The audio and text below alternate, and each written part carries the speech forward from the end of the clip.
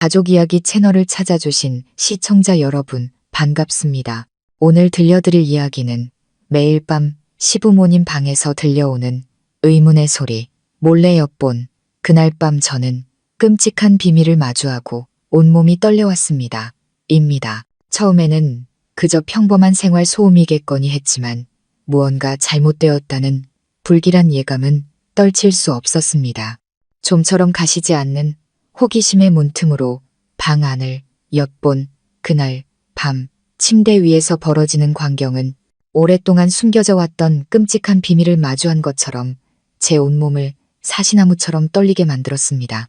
이 이야기 뒤에 숨겨진 진실이 궁금하시다면 지금부터 제 이야기에 귀 기울여 주시기 바랍니다. 제가 이 집에 며느리로 들어온 후 모든 것은 평온해 보였습니다. 하지만 시간이 지날수록 직접 겪지 않고서는 절대 믿을 수 없는 이상한 일들이 일어나고 있다는 것을 깨닫게 되었습니다. 시댁은 경기도 외곽에 위치한 2층짜리 번듯한 전원주택이었고 시부모님은 두 분 모두 60이 넘으셨지만 점잖고 반듯한 분들이셨습니다.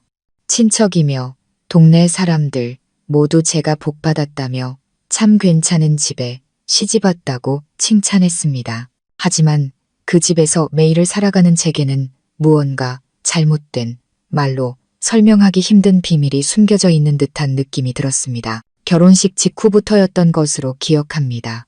매일 밤 1층에 있는 시부모님 방에서는 이상한 소리가 들려왔습니다. 어떨 때는 누군가 침대를 옮기는 듯한 바스락거리는 소리가, 어떨 때는 거친 숨소리가, 또 어떨 때는 누군가 벽에 부딪히는 듯한 묵직하고 둔탁한 소리가 들렸습니다. 처음에는 연세 드신 분들이라 건강이 좋지 않아 잠을 설치시거나 뒤척이시는 소리이겠거니 생각했습니다.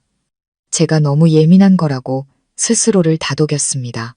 하지만 날이 갈수록 소리는 점점 더 또렷하고 급박해졌습니다. 무엇보다 거의 매일 밤 11시부터 새벽 1시 사이 비슷한 시간대에 소리가 들려온다는 점이 이상했습니다. 그런 밤이면 저는 남편 곁에 누워 무거운 마음에 짓눌렸습니다. 곤히 잠든 남편을 살며시 돌아보면 그는 바로 옆방에서 들려오는 소리에는 아랑곳하지 않고 세상 모르고 자고 있었습니다. 언젠가 남편을 흔들어 깨워 물은 적이 있습니다. 여보, 무슨 소리 안 들려요? 전 똑똑히 들리는데. 하지만 남편은 잠결에 웅얼거릴 뿐이었습니다. 에이, 그냥 주무세요. 부모님 잠 못 주무시고 뒤척이시나 보지. 그러고는 다시 드르렁드르렁 코를 골았습니다. 남편의 그런 무심함은 저를 더욱 외롭게 만들었습니다. 마치 이 집에서 숨겨진 진실을 눈치챈 사람은 저 혼자이고 다른 모두는 애써 외면하는 것 같았습니다. 어느 날 밤 소음은 더 이상 희미한 소리에 그치지 않았습니다. 저는 시어머니의 목소리를 똑똑히 들었습니다. 마치 억지로 억누르는 듯한 떨리는 목소리였습니다.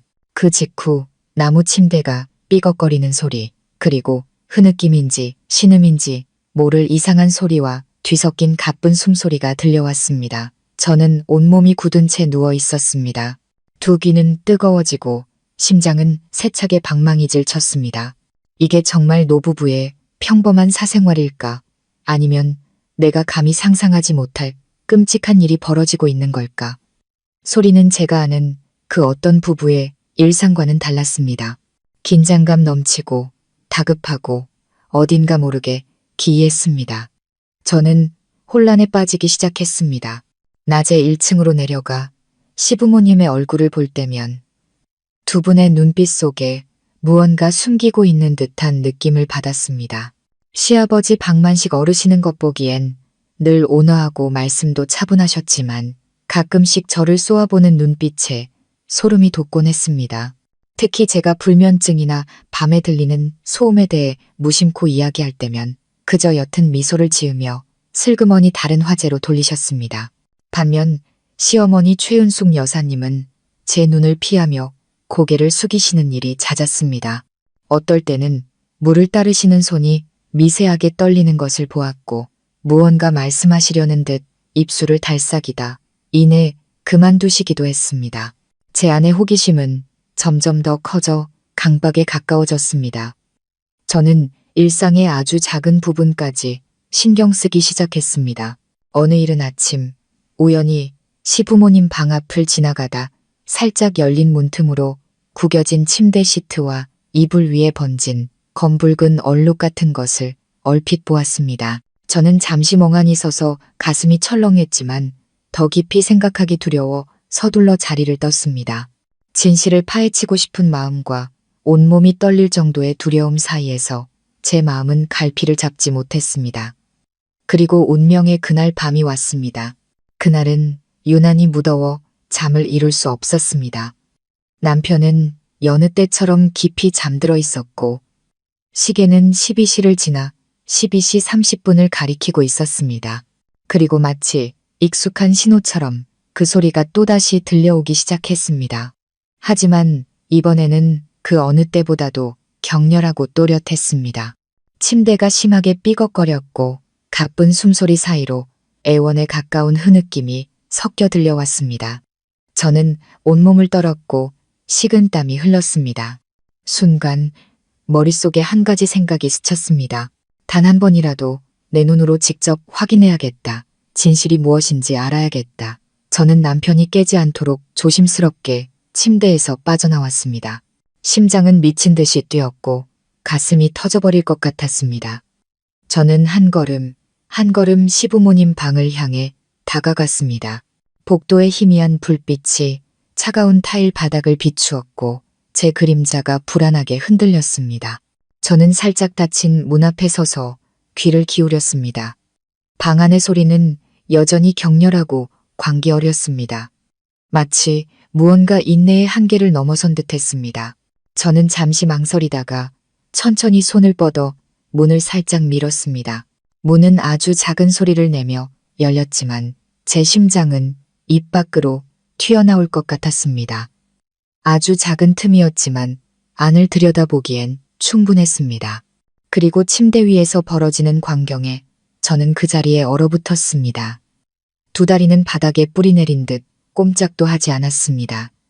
저는 제 눈을 믿을 수 없었습니다. 숨이 멎었고 온몸이 떨려왔습니다. 그 광경은 제가 이 집에서 목격하게 되리라고는 상상조차 해본 적 없는 끔찍한 악몽이었습니다. 그 순간 제 온몸은 깊은 심연으로 추락하는 듯 했습니다. 제 시선은 문틈으로 새어나오는 노란 불빛이 침대 위를 비추는 그곳에 고정되었습니다. 그 광경은 너무나도 선명해서 착각일 리 없었습니다. 시아버지 박만식 어르신이 시어머니 최은숙 여사님을 힘으로 억누르고 있었습니다. 하지만 제 등골을 오싹하게 만든 것은 노부부가 아직 부부관계를 갖는다는 사실이 아니었습니다. 그것은 두 분이 서로에게 얽혀있는 방식의 기괴함 때문이었습니다. 시아버지의 힘줄 선 손은 시어머니의 앙상한 두 팔을 단단히 붙잡고 있었습니다. 마치 결박하듯 말입니다. 어머니는 힘없이 버둥거렸고 입에서는 목구멍 깊은 곳에서부터 억눌린 흐느낌과 애원의 소리가 새어나왔습니다. 그 모습은 결코 평범한 사랑의 행위가 아니었습니다. 그것은 강압이었고 절망적인 사투였습니다. 시어머니의 두 눈은 질끈 감겨 있었고 눈물이 흘러내려 베개를 적시고 있었습니다. 저는 망연자실했습니다. 심장이 꽉 조여오는 것 같았습니다. 문고리를 잡은 손을 놓칠 뻔할 정도로 온몸이 떨렸습니다. 머릿속에서는 비명이 울려 퍼졌습니다. 어째서, 어떻게 남편이 아내에게 저런 짓을 할 수 있지? 60평생을 살고 40년 넘게 부부로 살았는데도 저런 고통스러운 신음소리를 내야 하는 건가? 저는 당장이라도 뛰어들어가 소리치며 말리고 싶었지만 다리가 굳어 꼼짝할 수 없었습니다. 공포와 충격이 저를 어둠 속으로 밀어 넣었습니다. 저는 그저 온몸을 벌벌 떨며 식은땀에 옷이 흠뻑 젖은 채로 서서 지켜볼 수밖에 없었습니다. 그리고 나무 침대가 삐걱거리는 소리 사이로 시어머니의 목소리가 희미하게 들려왔습니다. 여보, 제발 그만해요. 나 너무 힘들어요. 더는 못하겠어요. 그 말은 비수처럼 제 심장에 꽂혔습니다. 저도 모르게 눈물이 흘러내렸습니다. 저는 그동안 제가 들어왔던 그 소리들이 부부간의 다정한 시간이 아니라 고통의 반복이었음을, 최은숙 여사님이 어두운 밤마다 홀로 견뎌내야 했던 소리 없는 비극이었음을 깨달았습니다. 아무도 몰랐고 아무도 구해주지 않았습니다. 저는 뒷걸음질 치다 그만 벽에 부딪혔고 작은 소리에 스스로 소스라치게 놀랐습니다. 저는 황급히 손으로 입을 막았습니다. 심장은 천둥처럼 울렸고 방 안에 두 분이 눈치챌까봐 조마조마했습니다. 다행히도 격렬한 몸싸움 속에서 두 분은 바깥의 소리를 듣지 못했습니다. 저는 조용히 몸을 돌려 도망치듯 제 방으로 돌아왔습니다. 발걸음은 천근만근 무거웠고 머릿속은 뒤죽박죽이었습니다. 저는 방금 끔찍한 진실을, 아마 제 남편조차 모를 비밀을 목격한 것 같았습니다. 침대에 눕자마자 온몸이 떨려왔습니다. 텅 빈 눈으로 천장을 바라보았습니다. 남편은 여전히 아무것도 모른 채 새근새근 잠들어 있었습니다. 제 심장은 갈갈이 찢어지는 듯했습니다. 남편을 깨워 이 집에서 방금 끔찍한 광경을 봤다고 소리치고 싶었지만 저는 입을 다물었습니다. 두려웠습니다. 모든 것을 털어놓았을 때 아무도 믿어주지 않거나 더 나쁘게는 저를 집안의 불화를 일으키는 사람으로 몰아세울까봐 두려웠습니다. 저는 베개에 얼굴을 파묻고 흐느낌을 참으려 애썼지만 목이 메어왔습니다. 그날 밤 저는 뜬 눈으로 밤을 새웠습니다. 다음 날 아침 부엌으로 내려갔을 때 시어머니는 분주하게 아침 식사를 준비하고 계셨습니다. 눈은 퀭했고 얼굴은 평소보다 더 수척해 보였습니다. 저는 조심스럽게 인사했습니다. 어머니, 일찍 일어나셨네요. 어머니는 저를 올려다보셨습니다. 충혈된 눈으로 희미하게 웃으셨습니다. 응, 늘 이렇단다. 제 마음이 미어졌습니다. 어머니께 묻고 싶었습니다. 앙상한 그 손을 잡고 제가 모든 것을 봤다고, 이제 혼자가 아니라고 말해주고 싶었습니다. 하지만 목이 메어 차마 말이 나오지 않았습니다. 그때 시아버지의 눈빛이 칼날처럼 차갑고 날카롭게 저를 훑고 지나갔습니다. 그는 식탁에 앉아 차를 마시고 있었습니다. 근엄한 모습이었지만 그 눈빛은 제 등골을 오싹하게 만들었습니다. 마치 제가 모든 것을 봤다는 것을 알기라도 하는 듯, 혹은 절대 끼어들지 말라는 경고처럼 느껴졌습니다. 그날 하루 종일 저는 넋나간 사람처럼 일했습니다. 머릿속에서는 침대 위에서 억압당하던 시어머니의 모습, 눈물을 흘리며 질끈 감았던 두 눈이 계속해서 맴돌았습니다. 저는 어머니가 너무나도 가여워 목이 메었습니다. 예전에 어머니가 피곤해하시고 허리와 머리가 아프다고 하셨지만 조용히 참고 불평 한마디 않으셨던 모습들이 떠올랐습니다. 저는 그동안 어머니를 인내심 많고 희생적인 분이라고 존경했었습니다. 하지만 이제야 깨달았습니다. 그 인내는 미덕이 아니라 쓰디쓴 체념이었다는 것을. 그날 이후 저는 모든 것을 다른 시선으로 보기 시작했습니다. 저는 더 세심하게 주변을 살폈고 예전에는 무심코 지나쳤던 흔적들을 발견하게 되었습니다. 어느 날 오후 시장에서 일찍 돌아왔을 때 저는 시어머니가 툇마루에 멍하니 앉아 계신 것을 보았습니다. 텅 빈 눈으로 먼 곳을 바라보시며 아무도 모르게 눈물을 훔치고 계셨습니다. 동네 사람들은 시아버지를 아내와 자식을 끔찍이 아끼는 모범적인 남편이라고 칭찬했지만 진실은 정반대라는 사실에 저는 가슴이 아팠습니다. 다음 날 밤 또다시 시부모님 방에서 소리가 들려왔습니다. 제 심장은 아픔으로 조여왔습니다. 용기를 내어 보았지만 이번에는 차마 들여다볼 수 없었습니다. 저는 조용히 누워 침대가 삐걱거리는 소리, 억눌린 흐느낌 소리를 들으며 마음이 무너져 내리는 것을 느꼈습니다. 저는 시아버지가 증오스러워지기 시작했습니다. 겉으로는 모두에게 존경받지만 어두운 밤에는 독재자이자 무자비한 폭군인 그 남자가, 저는 또한 한평생을 어둠 속에서, 출구 없는 긴 밤 속에서 살아온 시어머니가 너무나도 가엾고 안타까웠습니다. 언젠가는 이 진실을 마주해야 한다는 것을 알고 있었습니다. 더 이상 모른 척할 수 없었고 최은숙 여사님이 계속 고통받게 둘 수는 없었습니다. 하지만 앞으로의 길이 험난할 것이라는 것도 잘 알고 있었습니다. 이 진실이 밝혀지면 온 가족이 무너지고 많은 사람들이 충격에 빠질 것이기 때문입니다. 저는 조용히 주먹을 쥐었습니다. 조용히라도 어머니를 지키기 위해 무언가 해야겠다고 다짐했습니다. 하지만 저는 몰랐습니다. 제 호기심과 연민이 훨씬 더 끔찍한 사건으로 이어지리라는 것을. 제가 비밀을 지켰다고 생각했던 그날 밤, 시아버지의 그 차갑고 날카로운 눈빛이 제 머릿속에 은밀한 위협처럼 깊이 새겨져 있었습니다. 그날 아침부터 저는 마음속에 돌덩이를 짊어진 사람처럼 지냈습니다. 집안의 모든 소리가 날카롭게 변했습니다. 국자가 냄비에 부딪히는 소리가 제 신경을 긁었고 시아버지가 타일 바닥을 끄는 슬리퍼 소리는 제 귀를 찢는 듯 했습니다. 그리고 시어머니의 마른 기침 소리는 제 가슴을 베는 듯 아팠습니다. 저는 평소처럼 차를 따르고 상을 차리고 설거지를 하려 애썼지만 눈은 항상 어머니의 뒷모습을 좇고 있었습니다. 어머니의 손목에는 희미한 멍 자국이 있었습니다. 작았지만 제 숨을 먹게 하기엔 충분했습니다. 저는 일부러 어머니 곁으로 다가가 채소 바구니를 들며 나지막이 속삭였습니다. 어머니, 손목이 왜 그러세요? 어머니는 화들짝 놀라며 황급히 손을 빼고는 종이장처럼 얇은 미소를 지으셨습니다. 아, 어젯밤에 침대 모서리에 부딪혔나 보다. 그 미소는 아무것도 감추지 못했습니다. 바람에 스치는 얇은 은박지처럼 떨리고 있었습니다. 제가 어젯밤에 다 봤다고, 제가 안다고 말하고 싶었지만 보이지 않는 손이 제 목을 조르는 듯 했습니다. 마침 퇴마루에 있던 시아버지가 들어오시며 찻주전자를 내려놓았습니다. 초겨울 수면처럼 차가운 그의 눈빛이 저를 훑었습니다.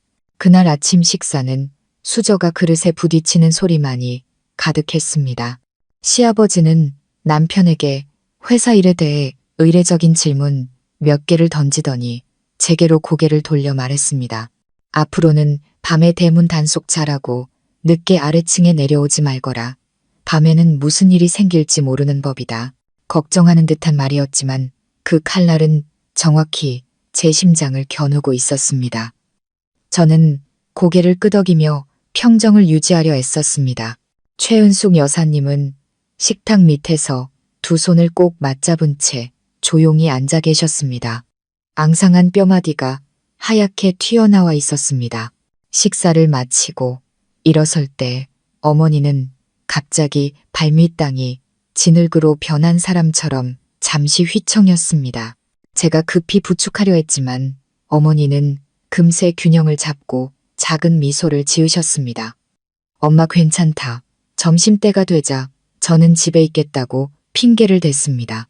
남편에게 먼저 출근하라고 하고는 시장은 나중에 가겠다고 했습니다. 사실은 최은숙 여사님과 단둘이 있고 싶었습니다. 부엌에서 저는 일부러 어설프게 파스를 찾는 척하며 어머니께 다가갔습니다. 어머니, 저번에 쓰시던 파스 어디 두셨어요? 요즘 자주 머리가 아프시다고 하셨잖아요.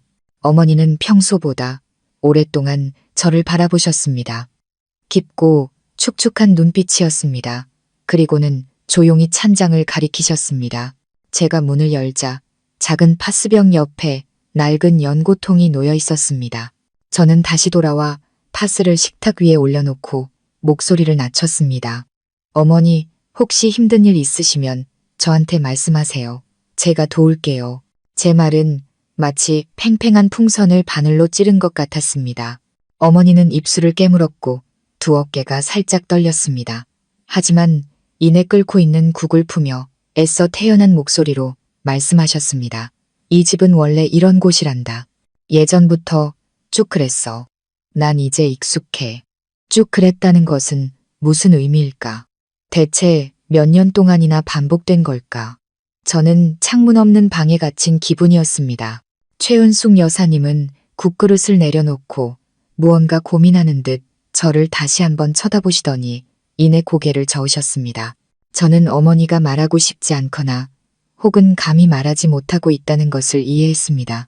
어머니의 침묵은 뜨거운 햇볕에 달궈진 벽돌담 같아서 만지면 화상을 입을 것만 같았습니다. 저는 수백 개의 질문을 삼켰습니다. 오후에는 평소보다 일찍 시장에 나섰지만 아무것도 사지 못한 채 서성였습니다. 머릿속에는 한 가지 생각만이 맴돌았습니다. 남편에게 말하면 믿어줄까? 제 남편은 이 집에서 자랐습니다. 그는 이 집의 벽돌 한 장, 나무 한 그루까지 속속들이 알 테지만 어쩌면 벽에 난 균열은 보지 못했을지도 모릅니다. 저는 남편에게 전화해 요즘 불면증 때문에 이상한 소리를 자주 듣는다고 슬쩍 떠봤습니다. 수화기 너머로 남편은 가볍게 웃었습니다. 당신 또 예민하게 구네. 부모님 연세 드셔서 뒤척이시는 소리겠지. 신경 쓰지 마. 저는 침묵했습니다. 그런 대답은 무심함이거나 혹은 현실을 외면하려는 것이거나 어느 쪽이든 가슴 아팠습니다. 그날 저녁 저는 일부러 평소보다 오래 부엌에 남아 설거지를 했습니다. 툇마루에서 시아버지가 마른 기침을 하고 사기 재떨이에 담뱃재를 터는 소리가 들렸습니다. 잠시 후 그가 부엌으로 들어와 문에 기댄 채 저를 빤히 쳐다보았습니다. 시집온 며느리는 집안의 규율을 지킬 줄 알아야 한다. 할 말이 있으면 내 남편에게 하고 밤늦게 몰래 돌아다니지 마라. 남들이 보면 웃는다. 저는 다리가 떨리지 않도록 애쓰며 돌아섰습니다. 네, 아버님, 알겠습니다. 그는 비웃는 듯 마는 듯 입꼬리를 올렸습니다. 그래, 좋다. 이 집은 내가 벽돌 한 장 쌓아 올린 집이다. 내가 가장 싫어하는 건 등 뒤에서 수군거리는 소리야. 말을 마친 그는 떠났고 부엌에는 목을 조르는 밧줄처럼 매캐한 담배 냄새만이 남았습니다. 저는 그가 경고를 날렸다는 것을 알았습니다. 제가 몰래 엿본 그날 밤 이후 두 번째 밤이었습니다. 저는 아래층으로 내려갈 엄두도 내지 못했습니다. 침대에 누워 시계 초침 소리 하나하나가 제 살갗을 꿰매는 바늘처럼 느껴졌습니다. 11시가 넘자 삐걱거리는 소리가 또다시 들려왔습니다. 마치 누군가 제 심장까지 이어진 현악기줄을 팽팽하게 당기는 것 같았습니다. 저는 천장을 바라보았고 눈물이 흘러 베개를 적셨습니다. 제가 비겁하다고 느꼈지만 동시에 아무런 증거 없이 뛰어들었다가는 상황만 악화시키고 그 피해는 고스란히 어머니께 돌아갈 것이라는 것도 알고 있었습니다. 저는 증거가 필요하다고 생각하기 시작했습니다. 어머니의 직접적인 증언이나 혹은 부인할 수 없는 무언가가. 그 생각은 제 등골을 오싹하게 만들었지만 동시에 미끄러운 밤의 바다에서 기댈 수 있는 유일한 부표가 되어 주었습니다. 다음 날 아침 저는 다른 방식으로 어머니께 접근해 보기로 했습니다. 저는 어머니께 요즘 악몽을 자주 꿔서 어둠이 무섭다며 예전에 말씀해 주셨던 것처럼 마음의 평안을 비는 방법을 알려달라고 했습니다. 어머니는 조금 놀라시더니 이내 미소를 지으며 저녁에 일찍 향을 피우고 잠자리에 들고 자극적인 뉴스는 많이 보지 말라고 하셨습니다. 저는 어머니의 눈을 깊이 들여다보며 나지막이 말했습니다. 어머니, 어떤 것들은 굳이 보려 하지 않아도 한밤중에 저절로 나타나기도 해요. 이번에는 어머니의 몸이 흔들렸습니다. 수저를 든 손이 식탁 위로 떨어지며 작은 소리를 냈습니다. 어머니는 누가 들을세라 주위를 살피더니 고개를 숙이고 낮고 다급한 목소리로 말했습니다. 아가, 그만 말하렴. 다 지나갈 일이다. 저는 어머니의 손을 잡았습니다. 차가운 뼈마디가 느껴졌습니다. 지나가야 할 상처는 흉터가 남지만 곪은 상처는 터져야만 지나가요, 어머니. 어머니는 손을 뿌리치고 돌아섰고 저는 어머니의 눈가에 눈물이 맺히는 것을 보았습니다. 오후에는 과일을 좀 나눠드릴 겸 옆집에 들렀습니다. 오랜 이웃인 아주머니는 저를 붙잡고 이야기를 나누셨습니다. 아주머니는 오랫동안 마음에 담아둔 말을 하려는 듯 저를 바라보셨습니다. 새댁이 시집 온 지 얼마 안 돼서 모르는 게 많을 거야. 박서방이 원래 성격이 불같아도 마누라는 아끼는 사람이야. 근데 옛날 남자들 사랑 방식이라는 게 사람을 고생시킬 때가 많지. 몇 년 전에는 최 여사가 섬돌에서 넘어져서 팔이 부러진 적이 있었는데 듣자 하니 부부싸움 때문이라고 하더군. 파출소에서도 다녀갔었지. 근데 결국 흐지부지 됐어. 본인이 발을 헛디뎠다고 하니 어쩌겠어. 저는 그 자리에 굳어 앉아 있었습니다. 저녁 바람이 툇마루로 불어와 나무심 몇 개를 흔들었습니다. 아주머니는 한숨을 쉬셨습니다. 최 여사, 속으로 사귀며 산지 오래됐지. 근데 워낙 순하고 남편한테 꼼짝 못하는 사람이라 내 말은 저렇게 억누르고 사는 것도 한계가 있는 법이야. 거친 삼배, 이불도 계속 덮고 자면 해지는 법이지. 저는 아주머니께 감사 인사를 드리고 집으로 돌아왔습니다. 발걸음은 마치 옆집 툇마루 전체를 짊어진 듯 무거웠습니다. 저녁에 남편에게 말했습니다. 여보, 우리 부모님께 말씀드려서 방을 바꾸는 건 어때요? 부모님이 위층 우리 방을 쓰시면 더 환하고 좋잖아요. 우린 아래층에 있으면서 돕기도 편하고요. 남편은 눈을 동그랗게 떴습니다. 당신 무슨 이상한 소리를 해. 아버지가 몇 년 동안 아래층에 계셨는데 저는 망설이며 말했습니다. 혹시 밤에 어머니 편찮으시면 우리가 가까이 있는 게 더 편할 것 같아서요. 남편은 손을 내저었습니다. 자꾸 상상하지 마. 당신 너무 예민해. 저는 남편의 목소리에서 현실을 마주하기 귀찮아하는 나태함과 피곤함을 느꼈습니다. 그를 탓하진 않았지만 마음이 차갑게 식었습니다. 세 번째 밤, 저는 두려운 일을 하기로 결심했습니다. 저는 옷 주머니에 휴대폰을 넣어두고 녹음 기능을 켜두었습니다. 언젠가 이 증거가 필요할 것이라고 생각했습니다. 망신을 주려는 것이 아니라 만약 모든 것이 터졌을 때 어머니가 거짓말쟁이로 몰리지 않도록 지켜줄 무언가가 필요했습니다. 저는 집이 조용해질 때까지 기다렸습니다. 11시 10분 전, 이 집의 정적은 유난히 기묘했습니다. 마치 잔잔한 호수 표면 아래 거대한 물고기가 꼬리를 흔들기 시작하는 것 같았습니다. 11시가 되자 소리가 또다시 시작되었습니다. 처음에는 희미한 침대 소리, 그리고 점점 더 격렬해졌습니다. 저는 심호흡을 하고 아주 조용히 방문을 열고 아래층으로 내려갔습니다. 심장이 너무 세게 뛰어 몸 밖으로 튀어나갈 것 같았습니다. 저는 시부모님 방문 앞에 섰습니다. 문틈은 여전히 열려 있었고 방 안에 노란 불빛이 새어나오고 있었습니다. 저는 지난번처럼 안을 들여다볼 용기는 없었습니다. 차가운 벽에 몸을 바싹 기댄 채 땀으로 축축한 손바닥으로 녹음 버튼을 눌렀습니다.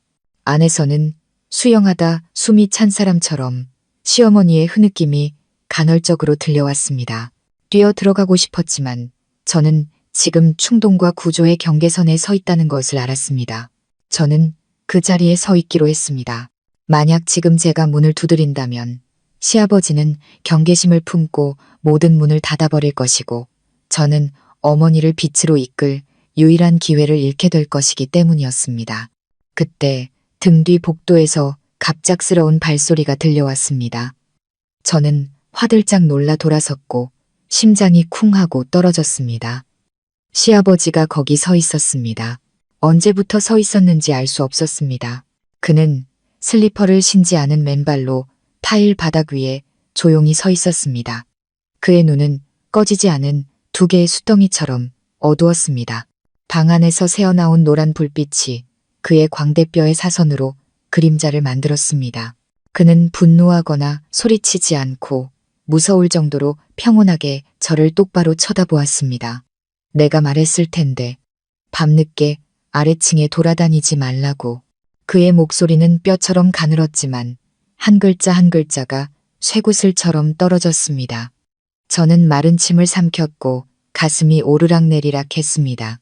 옷주머니 속 휴대폰은 제 떨리는 손바닥 때문에 미세하게 진동했고 녹음은 계속되고 있었습니다. 저는 최대한 침착하게 아주 천천히 말했습니다. 어머니 추우실까봐 담요 가지러 내려왔어요. 저는 말하면서 옷주머니를 가리려고 살짝 몸을 기울였지만 그의 시선은 정확히 그곳을 향했습니다. 마치 칼집에서 막 꺼낸 칼날처럼 차가운 빛이 번뜩였습니다. 그는 한 걸음 더 다가왔습니다. 오후에 마시던 녹차 향과 담배 연기가 뒤섞인 낡은 벽의 퀴퀴한 냄새와 함께 그의 숨결이 느껴졌습니다. 착한 며느리로구나. 시험이 걱정할 줄도 알고 기특하다. 하지만 너무 호기심이 많으면 안 된다.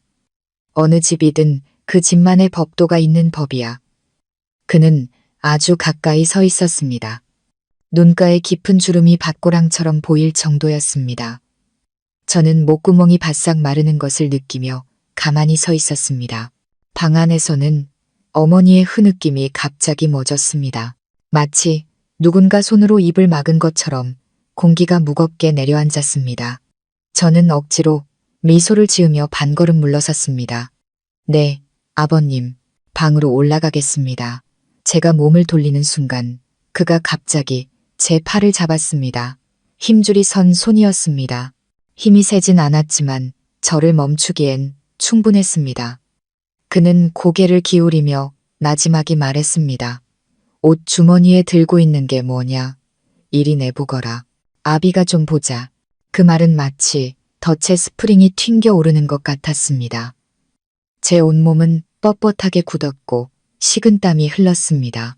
그 순간 저는 제가 안전과 낭떠러지 사이에 아슬아슬한 경계에 서 있다는 것을 알았습니다. 저는 깊게 숨을 들이쉬고 그의 눈을 똑바로 쳐다보며 저 자신도 그런 용기가 있는지 몰랐던 한마디를 내뱉었습니다. 진실을 들고 있습니다. 그 말은 크지 않았지만 복도의 얇은 종소리처럼 울려 퍼졌습니다. 시아버지의 얼굴색은 변하지 않았습니다. 단지 두 눈이 아주 살짝 깜빡였다가 이내 원래의 냉정함을 되찾았습니다. 그는 제 팔을 놓았고 그의 등 뒤에 있던 방문이 안에서부터 아주 조용히 딸깍 소리를 내며 닫혔습니다. 더 이상 아무 소리도 들리지 않았습니다. 그는 조금 물러서서 마치 섬돌에서 고양이를 쫓아내듯 눈짓으로 저를 쫓아냈습니다. 저는 얇은 얼음 위를 걷듯 한 걸음 한 걸음 방으로 돌아왔습니다. 방에 도착하자마자 허리를 숙였습니다. 손은 멈추지 않고 떨리고 있었습니다. 옷주머니 속 휴대폰은 여전히 녹음 중이었고 이제는 전쟁터의 북소리처럼 울리는 제 심장 소리가 똑똑히 들렸습니다. 저는 녹음을 끄고 갓 돋아난 연약하지만 살아있는 새싹을 감싸듯 휴대폰을 손바닥 안에 감쌌습니다. 그날 밤 내내 저는 잠들지 못했습니다. 창밖을 바라보자 잿빛 구름이 달을 가리는 것이 보였습니다. 마치 거대한 손바닥이 세상을 덮는 것 같았습니다. 다음 날 아침 최은숙 여사님은 평소보다 늦게 일어나셨습니다. 발걸음은 아주 가벼웠지만 제 온몸이 가장 작은 진동에도 반응하는 안테나처럼 변해 있었기에 그 소리를 들을 수 있었습니다. 어머니는 부엌으로 들어와 죽을 푸셨습니다. 손은 여전히 떨리고 있었습니다. 저는 그릇을 내려놓고 어머니를 부축하며 속삭였습니다. 어머니, 언젠가 말씀하고 싶어지시면 그저 고개만 끄덕여 주세요. 나머지는 제가 할게요. 어머니는 오랫동안 저를 바라보셨습니다. 두 눈은 마치 안에서 누가 불을 붙인 것처럼 붉어져 있었습니다. 눈물 한 방울이 흘러내렸지만 어머니는 여전히 아무 말씀도 하지 않으셨습니다. 다만 아주 천천히, 아주 조용히 제 손을 1초간 잡으셨습니다. 그 짧은 손길은 제게 하나의 약속과도 같았습니다. 저는 이 싸움이 한 번의 충격으로 끝날 수 없다는 것을 알았습니다. 시간과 인내, 그리고 지혜가 필요할 것이었습니다. 저는 머릿속으로 계획을 세우기 시작했습니다. 우선 어머니를 보호해야 했습니다. 그 긴 밤들로부터 어머니를 떼어놓을 방법을 찾아야 했습니다. 단 하루라도, 이틀이라도 저는 제가 가진 모든 평정심을 동원해 남편과 다시 한번 이야기할 것이고 필요하다면 어머니가 믿는 외부인의 도움을 요청할 것입니다. 저는 바람에 맞서는 든든한 닷처럼 그 녹음 파일을 등 뒤에 간직할 것입니다. 그리고 제가 시아버지 앞에서 진실이라는 두 글자를 내뱉은 순간부터 그의 모든 시선이 그림자처럼 저를 따라다닐 것이라는 것도 알고 있었습니다. 하지만 바로 그 때문에 저는 더욱 물러설 수 없었습니다.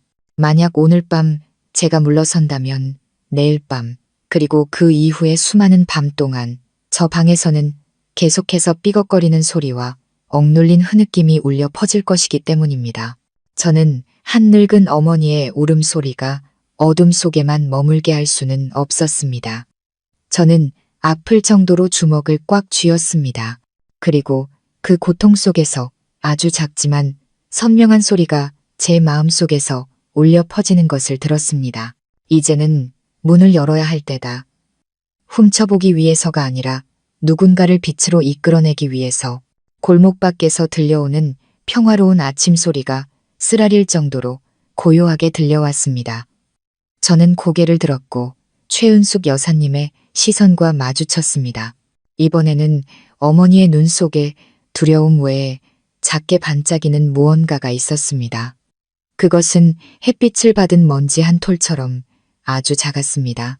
하지만 제게는 제가 다시 손을 내밀었을 때 다른 손이 용기를 내어 잡아줄 것이라는 것을 알기에 충분했습니다. 그리고 오늘 밤 만약 그 소리가 또다시 들려온다면 저는 더 이상 벽 밖에 서 있지만은 않을 것입니다. 저는 결코 거절할 수 없는 이유를 대며 문을 두드릴 것이고 필요하다면 그 진실의 진짜 이름을 부를 것입니다. 그날 하루 종일 제 머리 셔츠는 마치 누군가 계속해서 두드리는 텅 빈 북 같았습니다. 그 소리는 요란하지 않았지만 끈질기게 이어져 어떤 일에도 집중할 수 없게 만들었습니다. 요리를 하다 물을 쏟고 설거지를 하다 그릇을 놓치기 일쑤였습니다. 시어머니는 그런 저를 보고도 아무 말 없이 묵묵히 치워주셨습니다. 어머니의 침묵은 피는 나지 않지만 심장으로 한 방울씩 스며드는 상처처럼 저를 더욱 아프게 했습니다. 저는 어머니가 모든 것을 알고 보고 있다는 것을 알았습니다. 단지 감히 입을 열지 못하고 감히 저항하지 못할 뿐이었습니다. 그 인내심을 남들은 미덕이라 생각하겠지만 저는 점점 더 그것이 어머니를 어둠 속에 올가매는 밧줄처럼 느껴졌습니다. 남편은 제가 계속해서 캐묻자 짜증을 내기 시작했습니다. 그는 제가 의심이 많다며 쓸데없는 걱정으로 집안 분위기를 무겁게 만든다고 탓했습니다. 자꾸 상상하지 마. 부모님 평생 같이 사신 분들이야. 무슨 일이 있더라도 두 분이서 해결하시겠지. 당신이 자꾸 끼어들면 일만 더 복잡해져. 저는 남편을 바라보았습니다. 그 무심함이야말로 저 여인을 수십 년간 고통 속에 살게 한 원인이라고 소리치고 싶었지만 그 말을 삼켰습니다. 두려웠습니다. 만약 모든 것을 털어놓았을 때 제가 기댈 수 있는 유일한 사람마저 잃게 될까봐. 하지만 마음속으로는 알고 있었습니다. 다른 누구도 기다릴 수 없다는 것을. 스스로 방법을 찾아야만 했습니다. 그날 밤 저는 제 자신이 그런 용기를 가졌으리라고는 상상도 못했던 일을 하기로 결심했습니다. 시부모님의 방문을 두드리는 것, 모두가 이 상황을 마주할 수밖에 없도록 아주 교묘한 핑계를 댈 것이었습니다. 저는 뜨거운 차 한 주전자를 준비했습니다. 아주 간단한 핑계였습니다. 어머니, 잘 오시게 차 한 잔 타왔어요. 사소해 보일지 몰라도 그 방에 들어갈 유일한 명분이 될 것이라고 생각했습니다. 그 문 너머에서 무슨 일이 일어날지는 알 수 없었지만 밖에서 억눌린 흐느낌 소리를 계속 듣고 있다가는 미쳐버릴 것 같았습니다. 밤이 되자 집은 다시 정적에 휩싸였습니다. 저는 남편 곁에 누워 시계가 11시 5분 전을 가리키는 것을 보았습니다. 심장은 출정하는 군대의 북소리처럼 세차게 뛰었습니다. 그리고 예상대로 몇 분 지나지 않아 익숙한 소리가 또다시 들려왔습니다. 침대가 삐걱거리는 소리, 가쁜 숨소리, 시어머니의 억눌린 흐느낌. 온몸이 떨렸지만 저는 억지로 몸을 일으켰습니다. 찻주 전자를 들고 한 걸음씩 계단을 내려갔습니다. 발밑에 계단 하나하나가 제게 묻는 듯 했습니다. 정말 괜찮겠어? 마주할 힘이 있기는 해. 하지만 저는 물러서지 않았습니다. 오늘이 아니면 영원히 기회는 없을 것이라고 생각했습니다. 방문 앞에 다다르자 아내 소리는 그 어느 때보다 선명하게 들렸습니다. 저는 깊게 숨을 들이쉬고 손을 들어 가볍게 3번 노크했습니다. 똑, 똑, 똑. 아내 소리가 즉시 멈췄습니다. 공간은 숨막힐 듯 고요해졌습니다. 제 가쁜 숨소리가 귓가에 울리는 것이 똑똑히 들렸습니다. 잠시 후 시아버지의 잠긴 목소리가 들려왔습니다. 누구냐? 저는 떨렸지만 최대한 침착한 목소리를 유지하려 애썼습니다. 저예요, 아버님. 어머니 잠 못 주무실까봐 따뜻한 차 좀 타왔어요. 영원처럼 느껴지는 몇 초의 침묵이 흘렀습니다. 이윽고 시아버지의 발소리가 가까워지더니 문이 살짝 열렸습니다. 노란 불빛 속으로 그의 얼굴이 드러났습니다. 그의 눈은 마치 제 속을 꿰뚫어 보려는 듯 저를 뚫어지게 쳐다보았습니다. 그는 제 손에 들린 찻주전자를 흘끗 보더니 입꼬리를 올렸습니다. 이 밤중에 차는 무슨 아침에 마시거라. 그의 목소리는 평온했지만 저는 그 말 한마디 한마디에 숨겨진 칼날을 느꼈습니다. 저는 입술을 깨물고 손이 떨리지 않도록 애쓰며 찻주전자를 내밀었습니다. 이미 타왔는걸요. 밖에 두면 식어요. 어머니 따뜻하게 한잔하시라고요. 그러면서 안으로 들어가려 했지만 그가 팔로 문틀을 막아섰습니다. 그 순간 저는 방 안에서 시어머니가 침대 가장자리에 웅크리고 앉아있는 것을 똑똑히 보았습니다. 머리는 흐트러져 있었고 눈은 붉게 충혈되어 있었으며 얼굴에는 공포가 가득했습니다. 어머니는 저를 보았습니다. 그 눈빛은 도움을 청하는 동시에 두려움에 떨고 있었습니다. 제 심장이 찢어지는 듯 아팠습니다. 필요 없다. 시아버지는 한 글자 한 글자 힘주어 말했습니다. 힘줄이 선 그의 팔은 여전히 문을 가로막고 있었습니다. 내 방으로 돌아가거라. 저는 고개를 들어 그의 눈을 똑바로 쳐다보았습니다. 머릿속에서는 어젯밤의 말이 울려 퍼졌습니다. 저는 진실을 들고 있습니다. 이제 저는 그가 저를 의심하고 있다는 것을 확실히 알았습니다. 저는 숨을 한번 고르고 아주 천천히 말했습니다. 아버님, 저는 그저 어머니가 편안하시길 바랄 뿐이에요. 그 말은 무거운 공간 속으로 떨어졌습니다. 그의 눈빛이 순간 흔들렸다가 이내 다시 얼음처럼 차가워졌습니다. 그는 한마디를 내뱉었습니다. 어른들 일에 끼어들지 마라. 그러고는 제 바로 앞에서 문을 쾅 닫아버렸습니다. 저는 그 자리에 얼어붙은 채 서 있었습니다. 손에 들린 찻주전자가 흔들리며 뜨거운 찬물이 흘러나와 손가락을 대었습니다. 순간 소리를 지르고 싶었습니다. 저 문을 부숴버리고 싶었습니다. 하지만 그렇게 했다가는 모든 것이 걷잡을 수 없이 커지고 그 첫 번째 희생자는 최은숙 여사님이 될 것이라는 것을 알고 있었습니다. 저는 등을 돌려 한 걸음씩 방으로 돌아왔습니다. 마음은 천갈래만 갈래로 찢어지는 듯 했습니다. 그날 밤 저는 잠을 이룰 수 없었습니다. 문 뒤에서 저를 바라보던 시어머니의 눈빛이 계속해서 떠올랐습니다. 그 눈빛은 소리 없는 구조 요청이었고 연약하면서도 절망적이었습니다. 저는 어머니가 제 도움을 원하면서도 두려워서 감히 입을 열지 못한다는 것을 알았습니다. 또한 시아버지가 점점 더 저를 주시하고 있으며 그것이 매우 위험하다는 것도 깨달았습니다. 다음 날 제가 툇마루에서 채소를 다듬고 있을 때 최은숙 여사님이 조용히 다가오셨습니다. 주위를 살피시더니 속삭이셨습니다. 아가, 더는 신경 쓰지 마라. 괜히 너만 힘들어진다. 저는 고개를 들어 퉁퉁 부은 어머니의 눈을 바라보며 목이 메어 말했습니다. 어머니, 저는 모른 척 할 수 없어요. 저 다 알아요. 어머니는 그 자리에 굳어버렸습니다. 입술이 떨리더니 고개를 세차게 저으셨습니다. 아무 말도 마라. 누구에게도 말하면 안 돼. 난 그이에게 빚을 졌어. 평생을 갚아도 다 못 갚을 빚을. 그 말에 저는 소름이 돋았습니다. 무슨 빚? 평생을 남편과 자식을 위해 희생한 여인이 어째서 자신을 고통스럽게 한 남자에게 빚을 졌다고 말해야 하는 걸까? 저는 어머니의 손을 잡았습니다. 멈추지 않는 떨림이 느껴졌습니다.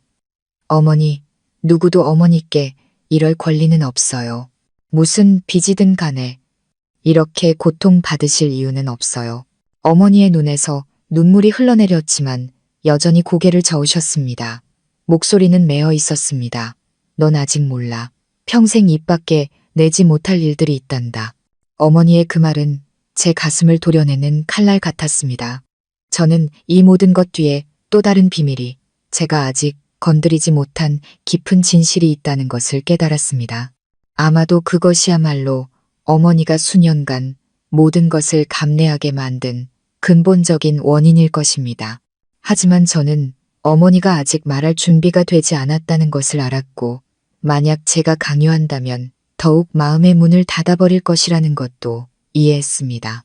그날 오후 시아버지는 평소보다 일찍 퇴근하셨습니다. 그는 툇마루에 앉아 신문을 보고 있었지만 저는 그가 아무것도 읽고 있지 않다는 것을 알았습니다. 이따금 고개를 들어 저를 쳐다보는 눈빛이 칼날처럼 스쳐 지나갔습니다.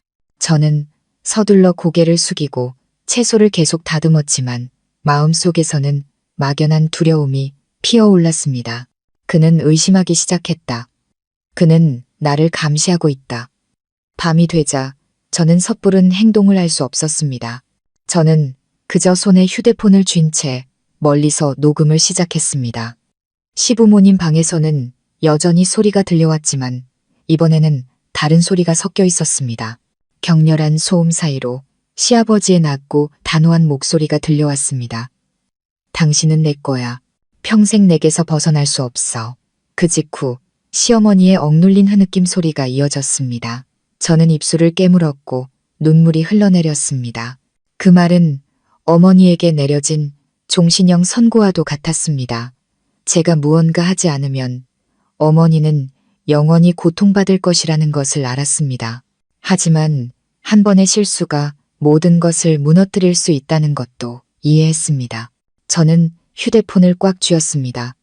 그 비밀을 찾아내야 한다고, 어머니가 왜 그에게 빚을 졌다고 말하는지 알아내야 한다고 다짐했습니다.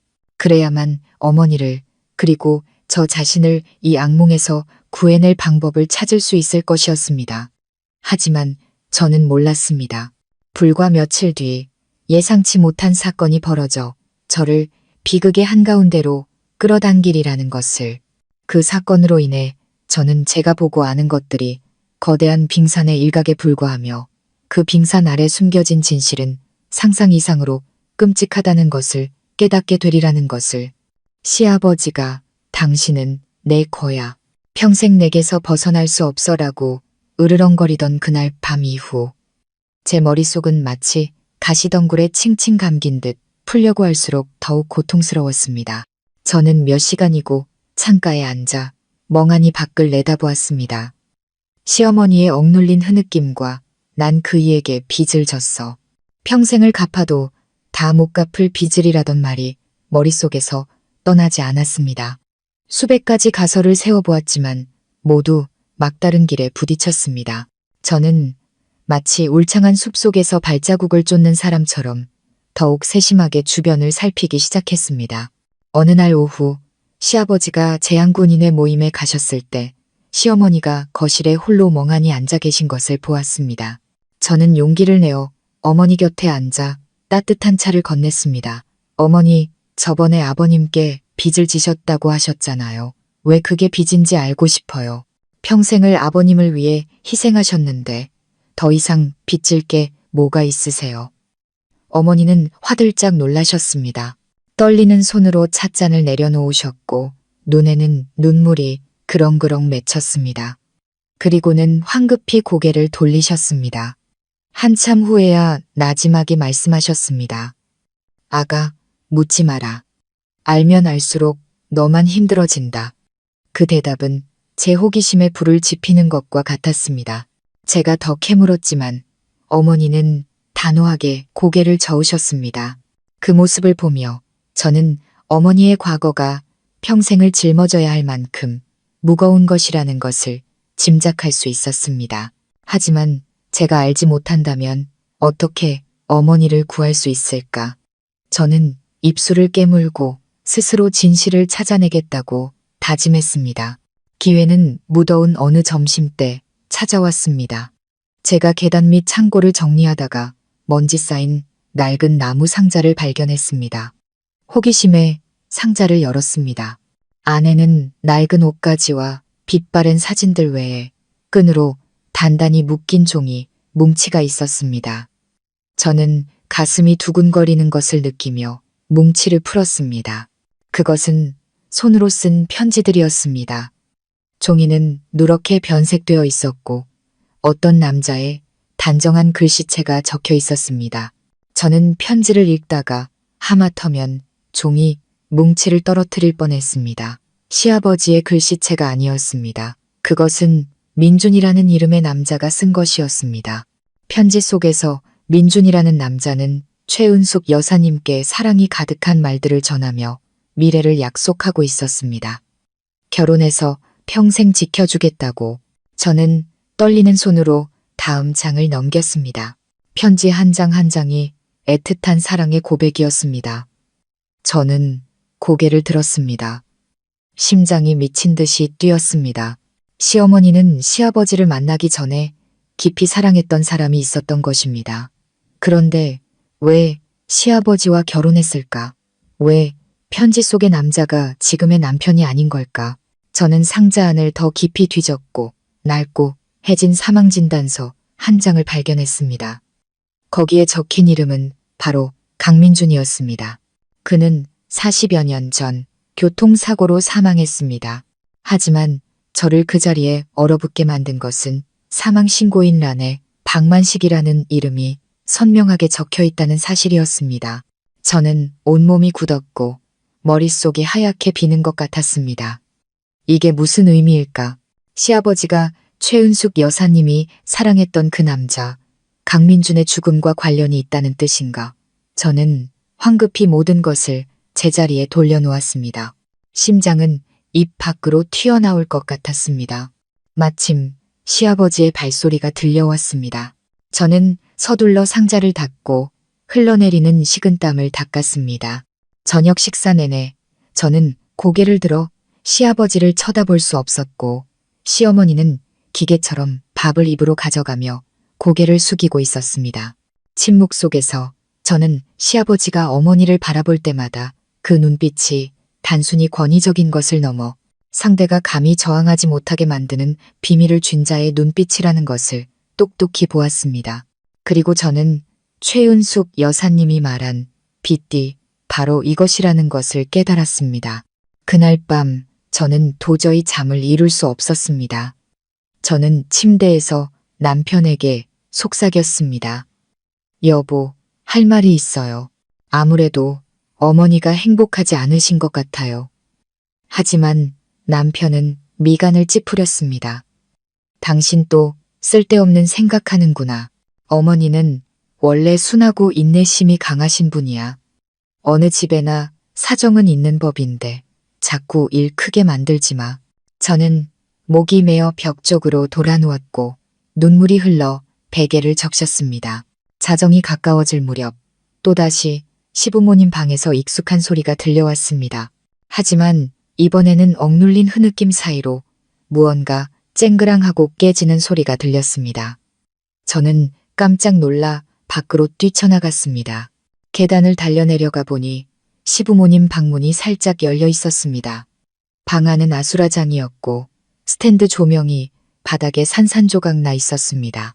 최은숙 여사님은 침대 구석에 주저앉아 흐트러진 머리를 한 채 두 손으로 얼굴을 감싸고 흐느끼고 있었습니다. 시아버지는 방 한가운데 우뚝 서 있었고 얼굴은 붉게 상기되어 있었으며 눈은 충혈되어 있었습니다. 저는 겁에 질려 소리쳤습니다. 어머니, 괜찮으세요? 저는 어머니를 부축하려 달려갔지만 시아버지가 소리쳤습니다.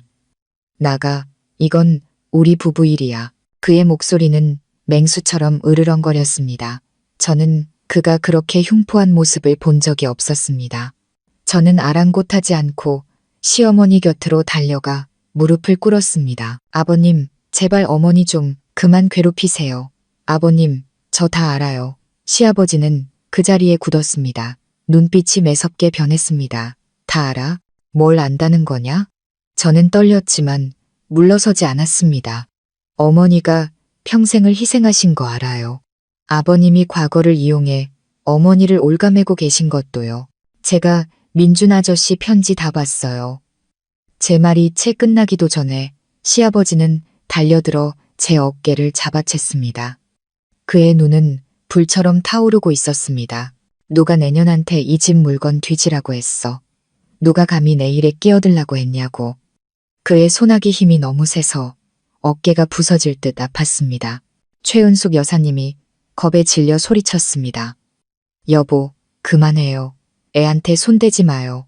그 비명이 방을 갈랐습니다. 그 순간 저는 한 가지를 똑똑히 깨달았습니다.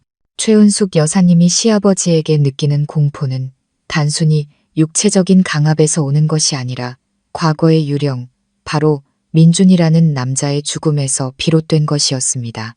저는 더듬거리며 그의 손을 뿌리쳤습니다. 만약 저한테 손대시면 온 집안 식구들한테, 친척들한테 다 말할 거예요. 아버님도 영원히 숨길 수는 없어요. 시아버지는 저를 노려보더니 이내 마른 웃음을 터뜨렸습니다. 그의 웃음소리는 소름 끼치도록 차가웠습니다. 내년 말을 누가 믿을 것 같으냐? 이 동네, 이 집안 사람들 모두 내가 어떤 사람인지 안다. 하지만 넌 이제 막 시집온 며느리, 말 많은 년일 뿐이야. 내가 한마디만 하면 넌 거짓말로 집안 분란 일으키는 년이 되는 거야.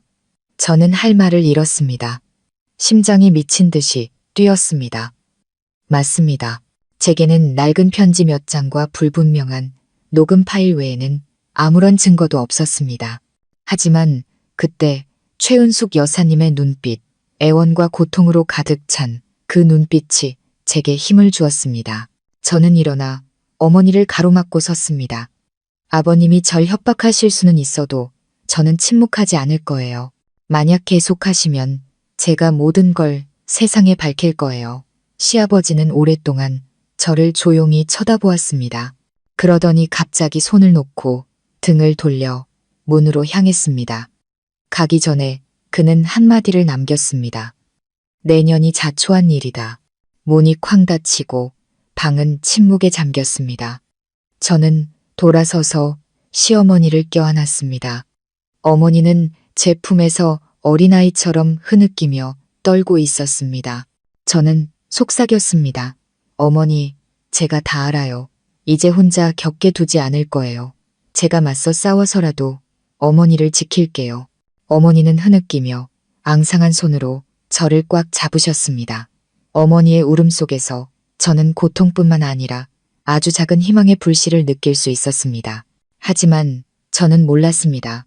바로 그 순간 복도박 어둠 속에서 시아버지가 조용히 서 있었다는 것을. 그의 눈은 독사처럼 번뜩이고 있었습니다. 그는 모든 것을 들었습니다. 그리고 저는 이제부터 저와 시아버지의 전쟁이 진짜 전쟁이 시작되었다는 것을 깨달았습니다. 제가 시아버지와 정면으로 맞섰던 그날 밤 이후 이 집의 공기는 완전히 달라졌습니다. 더 이상 제가 시부모님 방에서 들려오는 소리를 애써 피하는 날들이 아니었습니다. 대신 그의 발걸음 하나, 눈빛 하나, 마른 기침 소리 하나에도 제 등골이 오싹해졌습니다. 저는 그가 저를 눈의 가시로 여기고 있다는 것을 알았고 네가 자초한 일이다 라는 말을 내뱉은 이상 결코 저를 가만두지 않을 것이라는 것도 알고 있었습니다. 다음 날 아침 제가 부엌으로 내려가자 그는 이미 그곳에 앉아 있었습니다. 태연하게 차를 마셨고 담배 연기가 답답한 공간을 맴돌았습니다. 그는 아무 말도 하지 않았습니다. 단지 칼날처럼 날카로운 눈으로 저를 한번 훑어보고는 다시 신문으로 고개를 숙였습니다. 하지만 그 눈빛은 마치 칼이 살갗을 스치는 것처럼 제 등골을 서늘하게 만들었습니다. 시어머니 최은숙 여사님도 그곳에 앉아 계셨습니다. 눈가는 퀭했고 물을 따를 때 어깨가 살짝 떨렸습니다. 어머니는 제가 입을 열면 진실이 터져 나올까봐 두려운 듯 제 시선을 피했습니다. 저는 태연한 척하며 밥을 먹었습니다. 남편은 여전히 아무 일도 없다는 듯 밥을 먹으며 회사 이야기를 했습니다. 저는 입술을 깨물었습니다. 화가 나면서도 그가 안쓰러웠습니다. 모르는 걸까? 아니면 애써 외면하는 걸까? 만약 내가 모든 것을 털어놓으면 그는 나를 믿어줄까? 아니면 자신을 키워준 아버지를 믿을까? 그 생각은 무거운 돌덩이가 되어 제 가슴을 짓눌렀습니다. 그날 오후 저는 시장에 다녀왔습니다. 집에 돌아와 보니 제 방 서랍 속에 넣어둔 휴대폰의 위치가 바뀌어 있었습니다. 저는 서둘러 휴대폰을 열었습니다. 어젯밤에 녹음 파일이 사라진 것을 보고 심장이 쿵 내려앉았습니다. 흔적도 없이 사라졌습니다. 저는 그 자리에 얼어붙었고 온몸이 떨렸습니다. 시아버지 짓이라는 것을 알 수 있었습니다. 그가 제 방을 뒤져 파일을 지운 것입니다. 그날 저녁 저는 또다시 식탁에 멍하니 앉아 있었습니다. 시아버지는 여유롭게 생선을 발라 천천히 씹더니 갑자기 저를 똑바로 쳐다보며 느릿하게 말했습니다. 요즘 휴대폰은 기능도 참 많더구나. 주인이 간수 잘 못하면 잃어버리기 십상이지. 명심해라. 이 집의 모든 것은 이 집의 것이지 누구 개인의 것이 아니다. 말을 마친 그는 술을 한 모금 마시고 입꼬리를 올리며 웃었습니다. 저는 목이 메어 하마터면 젓가락을 떨어뜨릴 뻔했습니다. 최은숙 여사님은 고개를 숙인 채 밥그릇으로 눈물을 떨구고 있었습니다. 그날 밤 저는 잠들지 못했습니다. 증거가 없다면 내가 보고 들은 모든 것은 그저 허공에 흩어지는 말뿐일 것이라고 생각했습니다. 그리고 시아버지가 내가 너무 많은 것을 알고 있다는 것을 깨달은 이상 그는 주저하지 않고 내 입을 막으려 할 것이다. 그보다 먼저 움직여야 했다. 그가 부인할 수 없는 무언가를 손에 넣어야 했다. 다음 날 남편이 출근하자 저는 시어머니께 다가갔습니다. 저는 방문을 닫고 어머니와 마주 앉아 손을 꽉 잡았습니다. 어머니, 제발요. 제게 모든 걸 말씀해 주세요. 어머니께서 민준이라는 분과 아는 사이셨다는 거 알아요. 제가 편지랑 서류들을 찾았어요. 제발 더 이상 침묵하지 마세요. 어머니는 총 맞은 듯 떨며 눈을 동그랗게 떴습니다. 네가 그걸 다 읽었단 말이냐? 저는 고개를 끄덕였습니다. 어머니는 얼굴을 감싸고 흐느끼기 시작했습니다. 그 울음소리는 애간장을 끊는 듯 했습니다. 한참 후에야 어머니는 떨리는 목소리로 속삭이듯 말씀하기 시작했습니다. 옛날에 엄마는 민준 씨랑 젊은 시절부터 사랑하는 사이였단다. 우리는 결혼을 약속했었지. 하지만 내 시아버지도 그때 나를 마음에 두고 있었어. 그는 민준 씨의 친구였지만 항상 그를 질투했지. 그러던 어느 날 밤 두 사람이 함께 길을 가다가 사고가 났어. 민준 씨가 죽었다고 소식을 전해준 사람이 바로 내 시아버지였단다. 사람들은 운전 미숙이라고 했지만 엄마는 그 안에 내 시아버지의 손이 개입되었다는 걸 알아. 장례식이 끝나고 나는 무너져 내렸지. 내 시아버지가 찾아와서 책임지겠다고 나랑 결혼해서 미래를 돌봐주겠다고 했어. 나는 슬프고 두려웠고 다른 방법이 없었지. 그래서 받아들일 수밖에 없었단다. 그때부터 그는 항상 내가 자신에게 평생의 빚을 졌다고 되뇌었어. 자기가 아니었다면 나는 기댈 곳조차 없었을 거라고. 어머니는 흐느꼈습니다. 두 어깨가 가늘게 떨렸습니다. 저는 그 자리에 얼어붙었습니다. 심장이 꽉 조여오는 듯 아팠습니다. 그 빚이란 것은 죄책감과 어머니가 사랑했던 사람의 죽음으로 묶인 족쇄였던 것입니다. 어머니는 폭력뿐만 아니라 지워지지 않는 과거의 악몽에도 갇혀 있었던 것입니다. 저는 어머니를 껴안았고 눈물이 흘러내렸습니다. 어머니는 아무 빚도 없으세요. 그 죽음은 어머니 잘못이 아니에요. 그동안 그 사람은 어머니를 괴롭히기 위해 그걸 이용했을 뿐이에요. 하지만 어머니는 고개를 저었습니다. 넌 몰라. 내가 이 사실을 말하면 온 동네와 집안이 망신을 당할 거야. 나는 사람들 눈초리를 견딜 수 없어. 차라리 내가 참고 말지. 온 가족이 무너지는 건 볼 수 없어. 저는 목이 메었습니다. 어머니, 하지만 이제는 제가 어머니의 며느리예요. 혼자 두지 않을 거예요. 어머니가 자유로워지실 수 있도록 제가 모든 걸 할게요. 어머니는 제 손을 꽉 잡았습니다. 처음으로 손을 빼지 않으셨습니다. 어머니의 눈에는 희미하지만 분명한 희망의 빛이 서려 있었습니다. 하지만 바로 그때 문을 두드리는 묵직한 소리가 들렸습니다. 시아버지의 목소리가 들려왔습니다. 두 모녀가 무슨 할 얘기가 그렇게 많으냐. 우리는 소스라치게 놀라 황급히 눈물을 닦았습니다.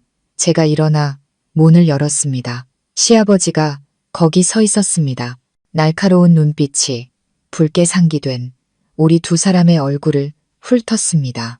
그는 옅게 웃었습니다.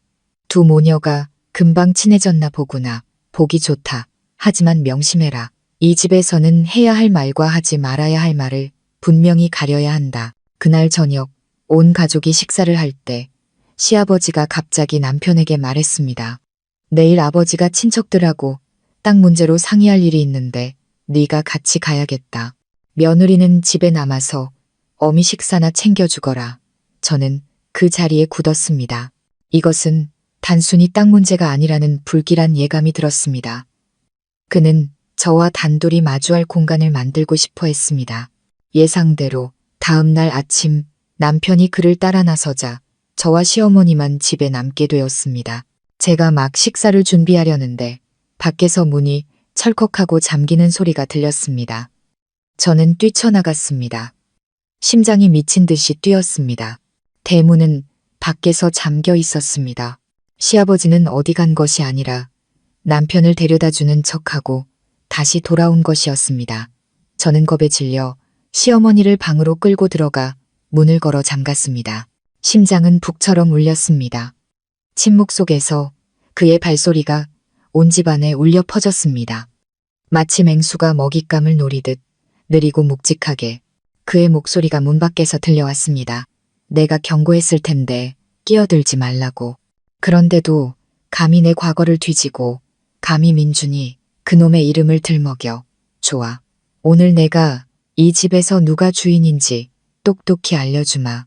시어머니는 제 팔을 꽉 잡고 떨고 있었습니다. 저는 피가 나도록 입술을 깨물었습니다. 온몸이 활시위처럼 팽팽해졌습니다.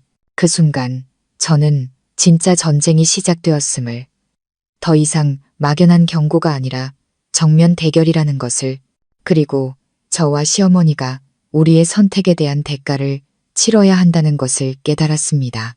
방 안은 시아버지의 발소리가 복도 밖에서 울려 퍼지자 숨 막힐 듯 좁아졌습니다. 저와 시어머니는 문가에 주저앉아 심장이 터질 듯 뛰고 숨을 헐떡였습니다. 최은숙 여사님은 제 손을 꽉 잡았습니다. 앙상한 뼈마디가 얼음장처럼 차가웠습니다. 밖에서는 그의 낮고 잠긴 목소리가 마치 판결을 내리듯 울려 퍼졌습니다. 평생 숨길 수 있을 줄 알았나?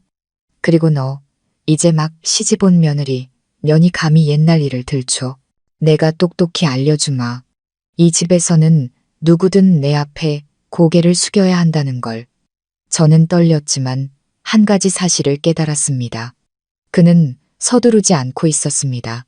그는 공포를 이용해 우리를 통제하려 하고 있었습니다. 그 사실은 오히려 제게 확신을 주었습니다. 마음 깊은 곳에서 그는 제가 더 이상 예전처럼 무력하지만은 않다는 것을 알고 있었습니다. 제가 그의 과거를 알게 되었기 때문에 그는 조심하고 있었습니다. 저는 시어머니를 바라보며 깊게 숨을 들이쉬고 속삭였습니다. 어머니, 저 사람이 우리한테 아무 짓도 못하게 할 거예요. 저 믿으시죠?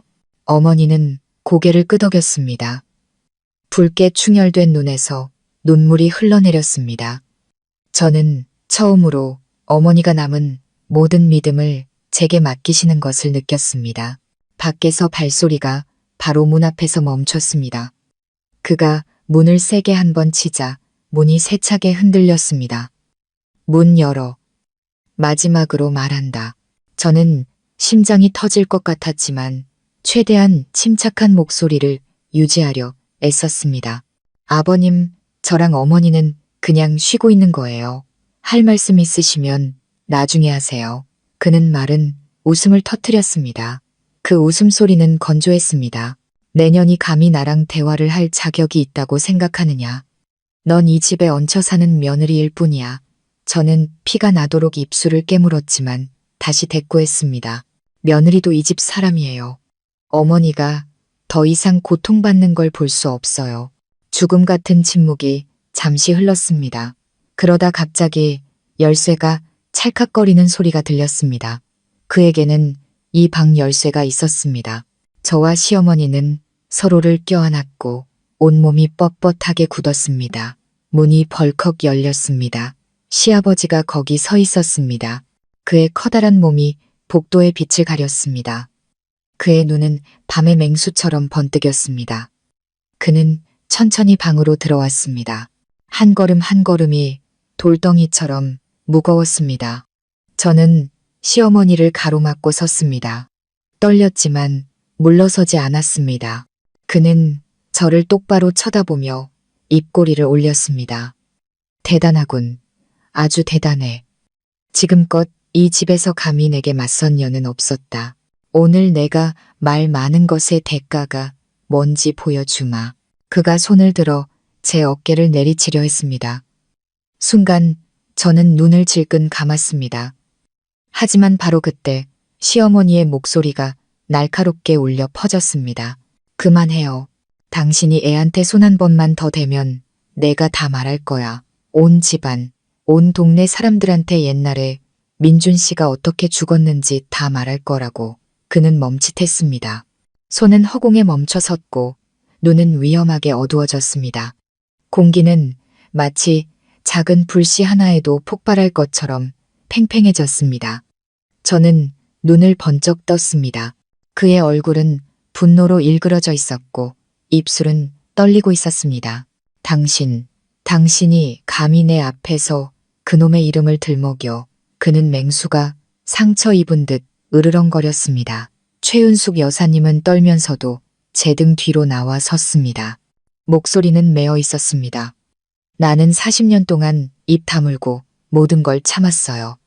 하지만 당신이 내 며느리를 더 괴롭힌다면 나도 더는 두렵지 않아요. 전부 다 말할 거예요. 저는 시어머니가 그렇게 강인한 모습을 보인 것을 처음 보았습니다.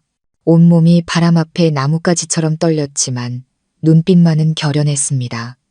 저는 어머니가 저를 지키기 위해 자신의 두려움을 넘어섰다는 것을 알았습니다. 시아버지는 옅게 웃었지만 눈에는 악의적인 빛이 번뜩였습니다. 말해봐. 어디 한번 말해봐. 누가 믿어줄지. 40년이나 지났어. 모든 흔적은 사라졌지. 이 집안, 이 동네 사람들 모두 내가 얼마나 점잖은 사람인지 아는데. 당신이 입을 열면 사람들은 당신을 미친 여자, 거짓말하는 여자로 취급할 거야. 누가 당신 편을 들어줄 것 같아. 그의 말은 비수처럼 가슴에 꽂혔습니다. 저는 그가 틀리지 않았다는 것을 알았습니다. 세상 사람들 눈에 그는 모범적인 남자였고 우리는 그저 집안의 여자들일 뿐이었습니다. 하지만 바로 그때 제가 찾았던 편지들과 사망진단서 그리고 진실이 떠올랐습니다. 저는 주먹을 꽉 쥐고 용기를 내어 대답했습니다. 아버님 말씀이 맞아요. 세상은 믿지 않을지도 몰라요. 하지만 저한테는 증거가 있어요. 제가 전부 다 보관해뒀거든요. 시아버지는 움찔했습니다. 눈빛이 번뜩였습니다. 분명 그는 자신이 모든 흔적을 지웠다고 생각했을 것입니다. 그는 한 걸음 더 다가오며 으르렁거렸습니다. 어디에 숨겼냐? 저는 그의 눈을 똑바로 쳐다보며 최대한 침착하게 말했습니다. 그건 저만 아는 곳에 있어요. 만약 아버님이 어머니와 저한테 무슨 짓이라도 하시면 내일 모든 사람이 알게 될 거예요. 그 순간 저는 더 이상 떨리지 않았습니다. 저는 그가 협박하고 위협할 수는 있지만 제가 누군가에게 이미 말했을지도 모른다는 불확실성 속에서 섣불리 행동하지는 못할 것이라는 것을 알았습니다. 공기는 멈춘 듯 했습니다. 그러다 갑자기 그는 마른 웃음을 터뜨렸습니다. 어깨가 들썩일 정도로 웃었습니다. 좋아, 아주 좋아. 며느리 하나는 잘 들였군. 당신 봤지? 드디어 당신도 동지를 찾았구나. 하지만 명심해. 이 집에 사는 한 누구도 내 소나귀에서 벗어날 수 없어. 말을 마친 그는 등을 돌려 떠났습니다. 문을 어찌나 세게 닫는지 벽이 흔들렸습니다. 저와 시어머니는 그 자리에 주저앉았습니다. 식은땀이 흘러내렸습니다. 어머니는 제 손을 꽉 잡고 목이 메어 말했습니다. 아가, 너무 무모했어. 하지만 내 덕분에 내가 아직 살아있다는 걸 느꼈다. 저는 어머니를 껴안았고 눈물이 흘러내렸습니다. 저는 전쟁이 끝나지 않았다는 것을 알았지만 적어도 오늘 우리는 한 걸음 나아갔습니다. 비록 이 방 안에서였지만 어머니는 목소리를 냈습니다. 그날 밤 저는 감히 잠들 수 없었습니다. 저는 조용히 앉아 앞으로 무엇을 해야 할지 생각했습니다. 저는 시아버지가 쉽게 물러서지 않을 것이라는 것을 알았지만 일단 빛이 새어들기 시작하면 그것이 점차 어둠을 가를 것이라는 것도 알았습니다. 그리고 저는 몰랐습니다. 바로 다음 날 아침 예상치 못한 사건이 벌어져 저와 시어머니를 새로운 소용돌이 속으로 몰아넣으리라는 것을. 이번에는 과거의 진실뿐만 아니라 우리의 목숨까지 위협받는 소용돌이 속으로. 그날 아침 하늘은 비가 올 것처럼 흐렸습니다. 제가 막 밥상을 차리는데 가슴이 미어지는 광경을 목격했습니다. 시어머니는 식탁 구석에 멍하니 앉아 계셨습니다. 얼굴은 수척했고 마치 뜬 눈으로 밤을 새운 듯 눈은 붉게 충혈되어 있었습니다. 시아버지는 여유롭게 담배를 피우고 있었습니다. 연기가 동그랗게 피어올랐고 얼굴은 소름 끼치도록 냉담했습니다. 모든 것이 조용해 보였지만 저는 거대한 폭풍이 터지기 직전이라는 것을 똑똑히 느낄 수 있었습니다. 식사 내내 그는 한마디도 하지 않고 천천히 밥을 먹었습니다.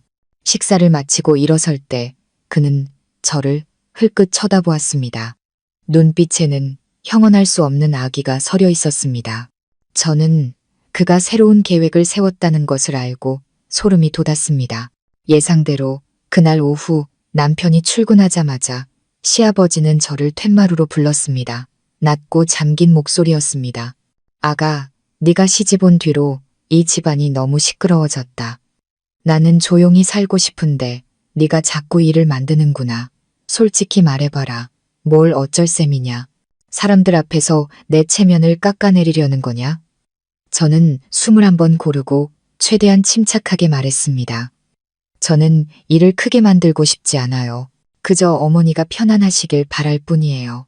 시아버지는 옅게 웃으며 담배 연기를 뿜었습니다. 편안? 그 여자는 40년 동안 내 곁에 있었지만 단 하루도 편안한 적이 없었다. 이제 막 시집 온 지 몇 달 된 며느리 년이 뭘 바꿀 수 있을 것 같으냐. 그는 한 글자 한 글자 힘주어 말했고 눈은 저를 꿰뚫을 듯이 쳐다보았습니다. 저는 주먹을 꽉 쥐고 짧게 대답했습니다. 어머니가 더 이상 고통받게 두지 않을 거예요. 그는 말은 웃음을 터뜨리고는 제 귓가에 다가와 차갑게 속삭였습니다. 어디 한번 해봐. 내가 내년 입을 다물게 할 방법이 얼마나 많은지. 그 말은 비수처럼 심장을 찔렀습니다. 저는 떨렸지만 고개를 숙이지 않았습니다. 그는 담배 냄새와 함께 제 마음속에 무거운 불안감을 남기고 떠났습니다. 오후에 제가 우물가에서 빨래를 널고 있는데 갑자기 부엌에서 이상한 소리가 들렸습니다. 제가 달려가 보니 솥에 있던 국이 새까맣게 타며 연기를 내뿜고 있었습니다. 이상한 냄새가 코를 찔렀습니다. 머리가 아플 정도로 독했습니다. 저는 황급히 솥을 내렸습니다. 자세히 들여다본 순간 심장이 미친 듯이 뛰었습니다. 솥 안에는 이미 녹아버린 회색빛의 이상한 가루가 있었습니다. 저는 그 자리에 얼어붙었고 식은땀이 흘렀습니다. 만약 제가 제때 발견하지 못했다면 이 국은 온 가족, 그 중에서도 저와 시어머니의 입으로 들어갔을 것입니다. 시어머니가 달려와 그 광경을 보고는 다리에 힘이 풀려 주저앉으셨습니다. 어머니는 떨고 있었습니다. 이럴 수가 없어. 저는 어머니를 껴안았습니다. 심장이 터질 것 같았습니다. 확신할 수는 없었지만 직감적으로 시아버지 짓이라는 것을 알 수 있었습니다. 그는 더 이상 협박에 그치지 않고 직접 손을 쓰기 시작한 것입니다. 그날 밤 저는 도저히 눈을 붙일 수 없었습니다. 만약 그가 이 정도까지 했다면 저와 시어머니의 목숨이 정말로 위협받고 있다고 생각했습니다. 탈출구를 찾아야 했다. 진실을 세상에 알릴 방법을 찾아야 했다. 하지만 어떻게? 증거는 그가 이미 없애버렸고 남편은 여전히 아버지를 맹신하고 있는데 자정이 가까워질 무렵 마당에서 소리가 들렸습니다. 저는 조심스럽게 창가로 다가가 아래를 내려다보았습니다. 시아버지의 그림자가 어른거렸습니다. 그는 달빛 아래 서 있었습니다. 손에는 제가 민준 아저씨의 편지를 발견했던 그 나무 상자를 들고 있었습니다. 그는 상자를 들고 뒤뜰로 가서 구덩이를 파고 묻었습니다. 제 심장이 멎는 것 같았습니다. 그가 제가 그 상자에 손댔다는 것을 알아채고 이제 증거를 인멸하고 있었던 것입니다. 저는 방으로 돌아와 벌벌 떨었습니다. 하지만 절망 대신 마음속에서 격렬한 결심이 불타올랐습니다. 만약 그가 과거를 완전히 지워버리게 둔다면 저와 시어머니는 더 이상 저항할 힘이 없을 것이다. 내가 먼저 움직여야 한다. 다음 날 아침 저는 일찍 시장에 가는 척했습니다. 하지만 시장 대신 뒤뜰로 향했습니다. 그가 상자를 묻었던 위치를 기억하고 작은 괭이로 땅을 파기 시작했습니다. 축축한 흙은 무거웠고 괭이질을 할 때마다 땀이 비오듯 쏟아졌습니다. 30분쯤 지났을까 마침내 나무 상자가 모습을 드러냈습니다. 저는 떨리는 손으로 상자를 열었습니다. 안에는 미처 처리하지 못한 편지 몇 장과 붉은 인장이 희미하게 찍힌 낡은 봉투가 남아 있었습니다. 저는 황급히 모든 것을 주머니에 쑤셔 넣고 원래대로 흙을 덮은 뒤 자리를 떴습니다. 방으로 돌아와 문을 잠그고 봉투를 열었습니다. 그것은 경찰서 도장이 찍힌 낡은 수사 기록이었습니다. 민준 아저씨의 교통사고에 대한 내용이었습니다. 목격자 진술은 모호했지만 제 등골을 오싹하게 만드는 부분이 있었습니다. 목격자는 사고 직전 두 남자가 격렬하게 다투는 것을 보았다고 했습니다. 그중 한 명은 민준 아저씨였고 다른 한 명의 인상착의는 시아버지와 일치했습니다. 저는 그 종이를 꽉 쥐었습니다. 눈물이 쏟아졌습니다. 이것이 바로 핵심이었습니다.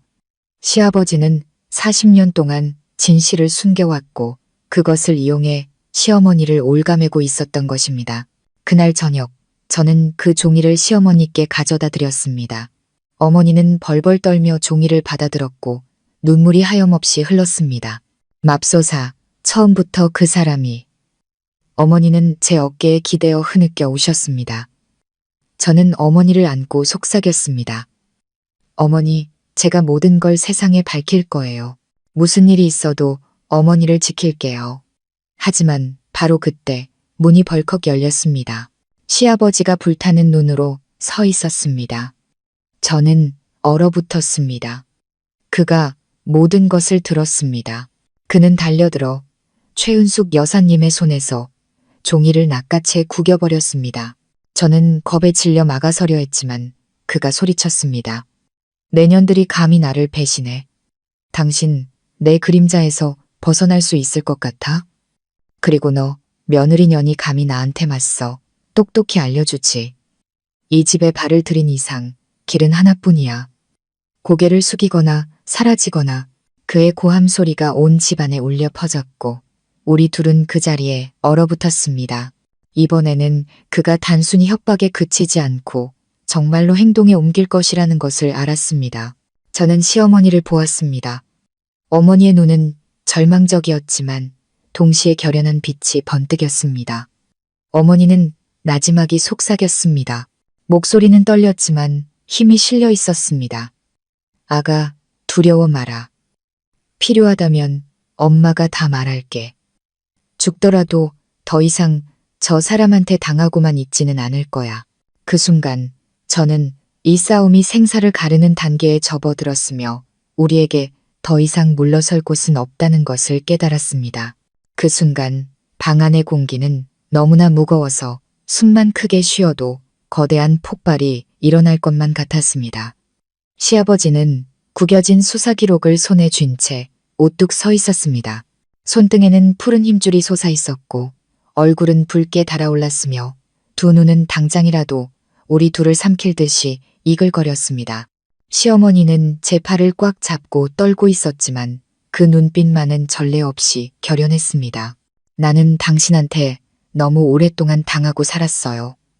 최은숙 여사님의 목소리는 메어 있었지만 한 글자 한 글자는 분명했습니다. 만약 당신이 계속해서 우리를 괴롭힌다면 나도 더는 침묵하지 않을 거예요.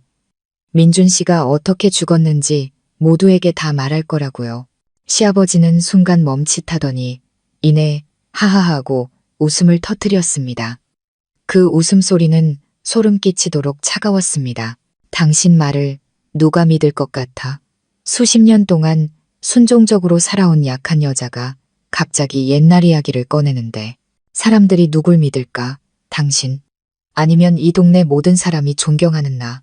그는 한 글자 한 글자 힘주어 말하더니 달려들어 어머니의 뺨을 내리치려 했습니다. 그 순간 저는 생각할 겨를도 없이 정신이 번쩍 들었습니다. 저는 달려들어 그의 팔을 꽉 잡고 소리쳤습니다. 아버님, 그만하세요. 만약 어머니한테 손 한 번만 더 대시면 경찰에 신고할 거예요. 제가 서류 다 복사해뒀어요. 증거 가지고 있다고요. 그는 멈칫하며 저를 돌아보았습니다. 눈에는 의심의 빛이 서려 있었습니다. 내년이 뭐라고? 저는 숨을 헐떡였습니다. 온몸이 떨렸지만 단호하게 거짓말을 했습니다. 전부 다 사진 찍어서 친구한테 보내놨어요. 만약 저한테 무슨 일이라도 생기면 진실이 자동으로 공개될 거예요. 그 순간은 영원처럼 길게 느껴졌습니다. 그는 저를 뚫어지게 쳐다보더니 천천히 팔을 내렸습니다. 일그러진 미소가 떠올랐습니다. 대단하군. 며느리 계산이 빨라졌어. 하지만 명심해. 그렇게 해서 벗어날 수 있을 거라고 생각하지 마. 너랑 내 시어미는 이 집에 사는 한 여전히 내 손바닥 아니다. 말을 마친 그는 구겨진 종이를 바닥에 던지고 등을 돌려 밖으로 나가 문을 쾅 닫았습니다. 그 소리는 선전포고처럼 울려 퍼졌습니다. 저와 시어머니는 그 자리에 주저앉았습니다. 땀이 비 오듯 쏟아졌습니다.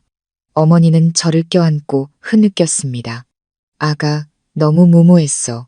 하지만 내 덕분에 내가 아직 여기 서 있을 수 있는 거야. 저는 어머니의 손을 꽉 잡았습니다. 어머니, 우리 더 이상 여기 있을 수 없어요. 계속 있다가는 언젠가 그 사람이 정말로 무슨 짓을 할지 몰라요. 이 집을 떠나야 해요. 최은숙 여사님은 화들짝 놀라며 공포에 질린 눈으로 저를 보았습니다. 안 돼. 어디로 가? 온 친척들이 다 그 일을 존경하는데 누가 우리 말을 믿어주겠어. 엄마는 무서워. 저는 고개를 저으며 어머니의 눈을 똑바로 쳐다보았습니다. 어머니, 저는 당장 누가 믿어주길 바라지 않아요. 일단 저 사람에게서 벗어나야 우리가 살 길이 열려요. 여기 있다가는 매일 먹는 밥, 매일 자는 잠이 덫이 될 거예요. 그날 밤 저는 잠들지 못했습니다. 창밖을 내다보며 소나무 사이로 부는 바람 소리를 들으며 극심한 공포에 휩싸였습니다.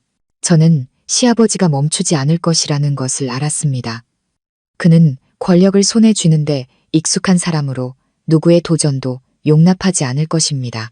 그리고 계속 이대로 있다가는 저와 시어머니가 다음 희생자가 될 것이라는 것도 알았습니다.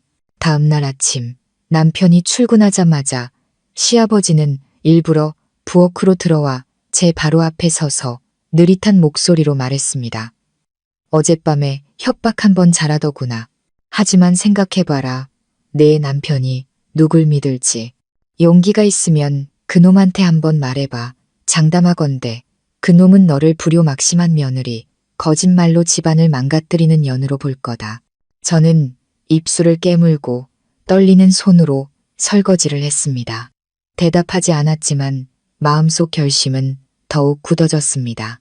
떠나지 않으면 우리 둘 다 그에게 짓밟히고 말 것이다. 그날 오후 저는 몰래 밖에 나가 마른 음식들을 사서 방에 숨겨두었습니다. 계산을 하기 시작했습니다. 그가 모임에 가거나 다른 일로 바쁠 때 어머니와 함께 집을 떠나야 했다. 하지만 제가 막 돌아왔을 때 시아버지가 대문 앞에 서 있는 것을 보았습니다. 그는 눈을 가늘게 뜨고 저를 쳐다보았습니다. 마치 제 머릿속 계산을 전부 꿰뚫어 보는 것 같았습니다. 심장이 미친 듯이 뛰었습니다. 저는 그가 제 행동 하나하나를 감시하고 있다는 것을 깨달았습니다. 밤이 되자 갑자기 비가 억수같이 쏟아졌습니다. 기와에 부딪히는 빗소리가 다른 모든 소리를 집어삼켰습니다. 저는 방에 앉아 불안에 떨었습니다. 그때 문 밖에서 소리가 들렸습니다. 제가 나가보니 대문이 밖에서 단단히 잠겨 있었습니다. 저는 겁에 질려 시어머니를 부르러 뛰어 올라갔습니다. 어머니도 떨고 있었습니다. 아가, 일이 잘못됐어. 그 사람이 우리를 가두려는 거야. 우리 둘은 아래층으로 달려가 모든 창문을 확인했지만 전부 밖에서 잠겨 있었습니다. 빗소리는 점점 더 커져 북소리처럼 귀를 때렸습니다. 저는 숨을 헐떡였습니다. 심장이 쿵쾅거렸습니다. 시아버지는 어디에 있는 걸까? 왜 보이지 않는 걸까? 아니면 더 끔찍한 무언가를 준비하고 있는 걸까? 갑자기 툇마루 밖에서 매캐한 연기 냄새가 스며들어 왔습니다. 저는 그 자리에 굳었다가 이내 얼어붙었습니다. 불. 그가 마당에 불을 질렀습니다. 저는 황급히 시어머니를 뒤로 끌었고 눈물이 흘러내렸습니다. 어머니, 그 사람이 우리를 태워 죽이려고 해요. 최은숙 여사님은 공포에 질려 머리를 감싸쥐고 더듬거리었습니다. 맙소사, 만식씨, 당신이 어쩌자고. 그 혼란의 순간 저는 정신을 차리고 2층으로 달려갔습니다. 툇마루 지붕으로 통하는 창문이 있다는 것이 기억났습니다. 저는 어머니에게 소리쳤습니다. 어머니, 저 따라오세요. 여기서 빠져나가야 해요. 우리 둘은 마당에서 타오르는 불길 소리와 자욱하게 퍼지는 연기 냄새를 뒤로하고 달렸습니다. 저는 창문을 활짝 열었습니다. 차가운 비가 얼굴을 때렸습니다. 저는 시어머니를 부축해 툇마루 지붕으로 기어나갔고 벽 옆에 소나무를 타고 내려가려 했었습니다. 비 때문에 미끄러워 몇 번이나 손을 놓쳤지만 살아야 한다는 생각에 필사적으로 버텼습니다. 마침내 우리 둘은 밖으로 탈출해 흠뻑 젖은 흙바닥에 넘어졌습니다. 우리는 비바람을 뚫고 골목으로 미친 듯이 달렸습니다. 심장은 터질 것 같았고 숨이 찼습니다. 등 뒤에서 타오르는 불빛 속에서 저는 마당 한가운데 조용히 서 있는 시아버지의 그림자를 얼핏 보았습니다. 그의 얼굴은 붉은 빛에 물들어 있었고 두 눈은 미친 사람처럼 번뜩였습니다. 그는 쫓아오지 않았습니다. 그저 그 자리에 서서 우리를 지켜볼 뿐이었습니다. 마치 어디로 도망가든 내 소나귀에서 벗어날 수는 없다고 말하는 것 같았습니다. 저는 시어머니를 부축해 친한 이웃인 옆집 아주머니 댁으로 달려갔습니다. 아주머니는 흠뻑 젖고 넋이 나간 우리를 보고는 깜짝 놀라셨습니다. 저는 겨우 힘을 쥐어짜 말했습니다. 아주머니, 저희 좀 살려주세요. 시아버지가 저희를 죽이려고 해요. 아주머니는 눈을 동그랗게 뜨고 경악하며 황급히 우리를 집 안으로 끌어들여 문을 잠갔습니다. 아주머니는 떨리는 손으로 시어머니에게 수건을 건네며 중얼거렸습니다. 세상에 어쩌다 이런 일이. 저는 바닥에 주저앉아 숨을 헐떡였습니다. 마음속으로 한 가지 사실을 깨달았습니다. 오늘 밤 이후 우리는 더 이상 그 집으로 돌아갈 수 없다는 것을. 시아버지는 이제 우리를 완전히 적으로 여겼습니다. 그리고 이 싸움은 이제 과거의 진실을 밝히는 것을 넘어 하루하루 목숨을 걸고 싸워야 하는 전쟁이 되었습니다. 그 비 오는 밤, 저와 시어머니가 옆집 아주머니 댁으로 피신했을 때 우리 둘은 흠뻑 젖고 넋이 나간 모습이었습니다. 아주머니는 허둥지둥 수건을 찾고 불을 피워 옷을 말려주시며 입으로는 계속 떨리는 목소리로 중얼거리셨습니다. 세상에 그동안 고생하는 건 알았지만 박서방이 이렇게까지 잔인한 사람일 줄은 몰랐네. 시어머니는 웅크리고 앉아 있었습니다. 얼굴은 수척했고 눈은 붉게 충혈되어 있었으며 손은 멈추지 않고 떨렸습니다. 저는 어머니를 껴안았습니다. 가슴 속에서는 연민과 분노가 들끓었습니다. 아주머니는 저를 보며 의심스러운 목소리로 물었습니다. 근데 두 사람 무슨 증거라도 있어? 말은 이렇게 해도 이 동네 사람들 다 박서방 존경하잖아. 그 사람이 하는 말이라면 다 믿을걸. 증거가 없으면 큰일인데 저는 할 말을 잃었습니다. 맞습니다. 그것이 바로 가슴 아픈 현실이었습니다. 시아버지는 영리했고 자신의 이미지를 만드는 법을 알았습니다. 사람들 눈에 그는 기둥이었고 모범적인 남편이었으며 엄격하지만 가족을 위해 헌신하는 아버지였습니다. 만약 제가 입을 연다면 저는 분명 거짓말쟁이, 집안의 분란을 일으키는 사람으로 몰릴 것이었습니다. 그날 밤 우리는 아주머니 댁에서 임시로 머물렀습니다. 저는 깜빡이는 등잔불을 보며 뜬 눈으로 밤을 새웠습니다. 마음이 복잡했습니다. 어떻게든 진실을 세상에 알리지 않으면 저와 시어머니는 곧 시아버지에게 명예를 짓밟히고 더 큰 위험에 처하게 될 것이라는 것을 알았습니다. 그는 우리가 자신의 통제에서 벗어나는 것을 결코 가만두고 보지 않을 것이기 때문입니다.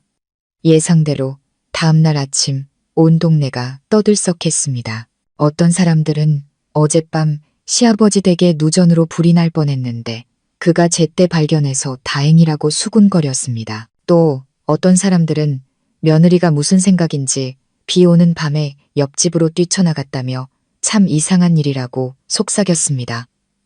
소문은 바람처럼 빠르게 퍼져나갔습니다. 점심때가 가까워질 무렵 시아버지가 직접 아주머니 댁으로 찾아왔습니다. 그는 단정한 옷차림에 어젯밤의 흉포한 모습과는 전혀 다른 온화한 표정을 하고 있었습니다. 들어서자마자 그는 부드러운 목소리로 말했습니다. 소란을 피워 죄송합니다. 어젯밤에 집에 누전이 돼서 마당에서 불이 나는 바람에 집사람하고 며느리가 너무 놀라서 이리로 뛰어왔나 봅니다. 다행히 아무 일도 없었으니 걱정이 돼서 아침부터 바로 데리러 왔습니다. 말을 마친 그는 저와 시어머니를 향해 옅은 미소를 지었습니다. 자, 집으로 가자. 여기서 이러고 있으면 남들이 웃는다. 저는 그 자리에 얼어붙었습니다. 그는 우리를 평범한 누전 사고에 겁먹은 사람으로 만드는 각본을 이미 짜놓은 것이었습니다. 동네 사람들의 시선이 반신반의하며 우리에게 쏟아졌습니다. 아주머니가 머뭇거리며 말했습니다. 어젯밤의 연기랑 불길이 대단하던데 비명 소리도 들리고요. 시아버지는 즉시 말을 막았습니다. 여전히 온화한 표정이었습니다. 네, 누전되면 연기가 많이 나니 누구나 겁먹지요. 저는 남자라 침착하게 대처했지만 여자들은 놀랄만도 합니다. 다행히 아무 일도 없었지요. 불이 집으로 번졌으면 온 동네가 고생할 뻔했습니다. 그는 교묘하게 위기를 은혜로 바꾸었습니다. 마치 자신이 모두를 화재로부터 지켜준 영웅인 것처럼 저는 주먹을 꽉 쥐었습니다. 진실을 외치고 싶었지만 사람들의 의심스러운 눈초리에 목이 메었습니다. 지금 이 순간 제가 입을 연다면 사람들은 저를 망상에 빠진 사람으로 취급할 것이라는 것을 알았습니다. 그는 여유롭게 미소를 짓고 있었지만 저를 향한 눈빛은 어디 한번 해봐. 모든 걸 잃게 될 테니라고 말하는 듯 차가웠습니다. 시어머니는 고개를 숙인 채 아무 말도 하지 못했습니다. 그저 떨리는 손으로 제 손을 잡을 뿐이었습니다. 그 순간 저는 지금이 때가 아니라는 것을 깨닫고 묵묵히 그를 따라 나섰습니다. 그 집으로 돌아가는 제 마음은 쓰라렸습니다. 모든 것이 그대로였지만 시아버지의 눈빛만은 달라져 있었습니다. 매가 먹이를 노리듯 날카롭고 집요하게 저를 꿰뚫어 보았습니다. 그는 더 이상 손을 쓸 필요도 없었습니다. 그저 몇 마디 교묘한 말로 우리를 동네 사람들의 웃음거리로 만들어버린 것입니다. 저는 분해서 숨이 막혔지만 이제 저와 시어머니가 그 어느 때보다 조심해야 한다는 것도 알았습니다. 그날 저녁 저는 어머니 곁에 앉아 속삭였습니다. 어머니, 우리 여기서 빠져나갈 방법을 찾아야 해요. 더는 있을 수 없어요. 그 사람은 협박에서 그치지 않을 거예요. 어머니도 보셨잖아요. 우리 둘 다 해칠 계획이었어요. 시어머니는 저를 보았습니다. 붉게 충혈된 눈으로 오랫동안 침묵하다가 이내 떨리는 목소리로 말했습니다. 아가, 엄마는 무서워. 40년 동안 이 어둠 속에서 살아서 이제 익숙해졌어. 밖으로 나가서 사람들 눈초리를 견딜 수 있을까? 저는 어머니의 손을 꽉 잡았습니다. 어머니는 누구에게도 빚진 게 없어요. 대가를 치러야 할 사람은 그 사람이에요. 어머니가 계속 침묵하시면 평생 묻혀 살게 될 거예요. 누가 믿어주지 않더라도 제가 어머니 편에 설게요. 제 말이 끝나자마자 문 밖에서 소리가 들렸습니다. 우리 둘은 화들짝 놀라 심장이 쿵쾅거렸습니다. 제가 나가보니 시아버지가 어둠 속에 서서 우리를 빤히 쳐다보고 있었습니다. 그의 목소리가 차갑게 울려 퍼졌습니다. 둘이서 또 무슨 속삭임이냐, 또 무슨 짓을 꾸미는 게냐, 명심해라. 이 집에서 내 말을 거역하는 자는 누구든 좋은 꼴을 못 볼 것이다. 저는 뒷걸음질 쳤습니다. 심장이 미친 듯이 뛰었습니다. 그는 등을 돌렸고 그의 그림자는 어두운 복도 뒤로 사라졌습니다. 하지만 그의 위협은 망치처럼 제 머릿속을 계속해서 내리쳤습니다. 저는 그가 멈추지 않을 것이라는 것을 알았습니다. 그날 밤 저는 뜬 눈으로 밤을 새웠습니다. 외부의 개입이 필요하다고 생각했습니다. 아마도 경찰만이 그 같은 사람을 상대할 수 있을 것입니다. 하지만 신고를 하려면 확실한 증거가 필요했습니다. 편지와 수사 기록은 그가 이미 손에 넣었습니다. 제게 남은 길은 하나뿐이었습니다. 그가 스스로 본 모습을 드러내게 만드는 것. 제 머릿속에서 대담하면서도 위험한 계획이 서서히 형태를 갖추기 시작했습니다. 저는 그가 제가 여전히 무언가를 쥐고 있다고 믿게 만들어 덫을 놓을 것이었습니다. 만약 그가 제가 아직 증거를 가지고 있다고 믿는다면 그는 분명 그것을 되찾으려 할 것입니다. 그리고 바로 그때 다른 사람이 그 광경을 목격하게 만들 것입니다. 하지만 그러려면 시어머니의 동의가 필요했습니다. 저는 어머니에게 돌아가 단호한 목소리로 말했습니다. 어머니, 이번에는 물러서면 안 돼요. 그러지 않으면 우리 둘 다 목숨을 잃을 거예요. 저 믿으시죠? 어머니는 저를 보았습니다. 눈에는 눈물이 가득했지만 이내 조용히 고개를 끄덕였습니다. 그 떨리는 끄덕임은 제게 칠흑 같은 어둠 속에서 빛나는 한 줄기 빛과 같았습니다. 저는 이 계획이 우리를 어디로 이끌지 알 수 없었습니다. 자유의 빛일지 아니면 더 깊은 어둠의 심연일지. 하지만 이제는 발을 내디뎌야 한다는 것을 알았습니다. 이 집에 머무는 하루하루가 죽음에 가까워지는 하루하루였기 때문입니다. 제가 시아버지의 술주정 섞인 말을 녹음한 그날 밤 이후 저는 위험한 무기를 손에 쥐고 있다는 것을 알았습니다. 그것은 작고 연약했습니다.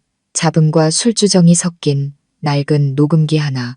하지만 저와 시어머니에게는 폭풍우 속 유일한 구명조끼와도 같았습니다. 저는 그것을 제 나무 상자 깊숙한 곳에 여러 겹의 천으로 감싸 쓸모없어 보이는 옷가지들 밑에 숨겨두었습니다. 하지만 마음속으로는 항상 불안했습니다. 언젠가 시아버지가 발견할까봐 두려웠습니다. 그리고 제 예감대로 그는 결코 포기하지 않았습니다. 그는 반격을 시작했습니다. 하지만 더 이상 시끄러운 폭력이 아니었습니다. 더 교묘한 방법으로 험담하고 이야기를 지어내고 저와 시어머니를 사람들 눈에 이상한 사람으로 만드는 것이었습니다. 어느 날 아침 시장에 나갔다가 생선 가게 아주머니들이 수군거리는 소리를 얼핏 들었습니다. 박 서방네 며느리 요즘 이상하대. 밤마다 소리 지르고 헛소리를 한다나 봐. 최 여사는 정신 나간 사람처럼 울기만 하고 집안에 무슨 일이 있는지 모르겠어. 저는 그 자리에 얼어붙었습니다. 심장이 꽉 조여왔습니다. 그 소문들은 분명 누군가의 손에 의해 퍼뜨려진 것이었습니다. 고개를 돌리자 채소 가게 아주머니의 시선과 마주쳤습니다. 아주머니는 연민과 의심이 섞인 눈으로 저를 쳐다보았습니다. 저는 떨리는 몸을 억누르고 집으로 돌아왔습니다. 예상대로 대문 앞에 다다르자 시아버지가 동네 어르신 두 분과 이야기하고 있는 것이 보였습니다. 그의 목소리는 느리고 부드러웠지만 제 귀에는 똑똑히 들렸습니다. 여자라는 게 가끔 기가 약해서 헛것을 보기도 하지요. 요즘 저희 집이 좀 시끄럽습니다. 며느리가 의심이 많고 상상력이 풍부해서요. 걱정이 이만저만이 아닙니다. 이러다 병이라도 날까봐. 두 어르신은 고개를 끄덕였습니다. 자네 말이 맞네. 여자들이 괜히 일을 만들지. 저는 그 자리에 얼어붙었습니다. 그는 새로운 각본을 짜고 있었던 것입니다. 저를 망상에 빠진 사람으로 만들어 제가 진실을 말해도 거짓말, 정신병으로 치부되게 하려는 것이었습니다. 그것이야말로 치명적인 덫이었습니다. 그날 저녁 식사 때 그는 일부러 남편에게 물었습니다. 요즘 내 아내가 왜 그러냐? 밤마다 놀라서 소리 지른다고 하던데 사실이냐? 남편은 잠시 망설이다가 의심스러운 눈빛으로 저를 쳐다보았습니다. 저는 목이 메어 아니에요 라고 속삭였습니다. 하지만 마음속으로는 시아버지가 한 걸음 한 걸음 차근차근 제 신뢰를 무너뜨리고 있다는 것을 똑똑히 알았습니다. 시어머니는 옆에서 입술을 깨문 채 아무 말도 하지 못했습니다. 저는 어머니의 손이 떨리는 것을 보았고 눈에는 무력감이 가득했습니다. 식사가 끝나고 어머니는 저를 방으로 끌고 가 목이 메어 말씀하셨습니다. 아가, 그 사람이 옛날이랑 똑같이 하고 있어. 예전에 내가 민준 씨 얘기를 꺼내려고 했을 때도 그 사람은 내가 신경이 약하고 헛것을 본다고 동네방네 떠들고 다녔어. 다들 그 사람 말을 믿었지. 그리고는 나를 불쌍한 눈으로 쳐다보더구나. 그때부터 나는 입을 다물었단다. 저도 모르게 눈물이 흘렀습니다. 저는 어머니의 손을 잡고 떨리는 목소리로 말했습니다. 아니에요. 이번에는 저 사람이 성공하게 두지 않을 거예요. 어머니, 우리한테는 녹음 파일이 있고 옆집 아주머니도 들으셨잖아요. 그 사람이 무슨 이야기를 지어내든 증인이 있어요. 바로 그때 문을 두드리는 소리가 들렸습니다. 우리 둘은 화들짝 놀랐습니다. 문이 열리고 시아버지가 서 있었습니다. 노란 불빛 속에서 그의 눈이 번뜩였습니다. 그는 옅게 웃었습니다. 둘이서 또 무슨 속삭임이냐. 나한테도 좀 들려주려무나. 저는 어머니의 손을 꽉 잡고 용기를 쥐어짰습니다. 아버님, 저 이제 두렵지 않아요. 만약 아버님이 계속 협박하시면 제가 모든 진실을 밝힐 거예요. 제가 다 녹음해뒀거든요. 그는 순간 멈칫했습니다. 눈빛이 어두워졌습니다. 그리고는 마른 웃음을 터뜨렸습니다. 그 웃음소리는 칼로 베는 듯 했습니다. 내년이 내가 술 취해서 한 헛소리 몇 마디가 무슨 의미가 있을 거라고 생각하느냐. 세상이 믿을 것 같아. 어디 한번 해봐. 너랑 내 시어미가 어떤 꼴을 당하는지 보게 될 테니. 그는 떠났지만 그의 말은 제 등골을 서늘하게 만들었습니다. 저는 그가 가만히 있지 않을 것이라는 것을 알았습니다. 예상대로 다음날 아침에는 저와 시어머니가 정신이 불안정해서 집을 나가려 한다는 소문이 퍼졌습니다. 동네 아주머니들은 호기심 어린 눈으로 저를 쳐다보며 등 뒤에서 수군거렸습니다. 저는 분해서 목이 메었지만 반박할 수 없었습니다. 그날 오후 저는 옆집 아주머니를 찾아가 녹음 파일을 들려드렸습니다. 아주머니는 오랫동안 침묵하다가 고개를 끄덕였습니다. 정말이었구나. 알겠다. 필요하면 내가 증언해주마. 하지만 조심해야 해. 박서방은 만만한 사람이 아니야. 저는 한숨을 내쉬었습니다. 마음이 조금 가벼워졌습니다. 적어도 이제는 완전히 혼자가 아니었습니다. 그날 밤 시아버지가 잠들었을 때 저와 시어머니는 속삭이며 계획을 세웠습니다. 제가 말했습니다. 어머니, 우리 준비해야 해요. 기회가 오면 제가 이 녹음 파일을 밖으로 가져갈 거예요. 필요하다면 직접 경찰서에 갈 거예요. 최은숙 여사님은 저를 보았습니다. 눈에는 눈물이 가득했지만 결연한 빛이 서려 있었습니다. 네가 하는 대로 엄마도 따를게. 더는 못 참겠다. 밖에서는 바람이 소나무 사이를 휩쓸고 지나갔습니다. 마치 운명의 절규처럼 들렸습니다. 저는 한 걸음만 잘못 내디디면 모든 것이 무너질 것이라는 것을 알았지만 바로 그 순간 우리 둘이 함께 두려움의 문턱을 넘었다는 것을 똑똑히 느꼈습니다. 그리고 저는 시아버지와의 마지막 결전이 다가오고 있다는 것을 알았습니다. 그가 우리를 완전히 굴복시키거나 아니면 진실이 빛을 보게 되거나 비록 그 대가가 우리의 목숨일지라도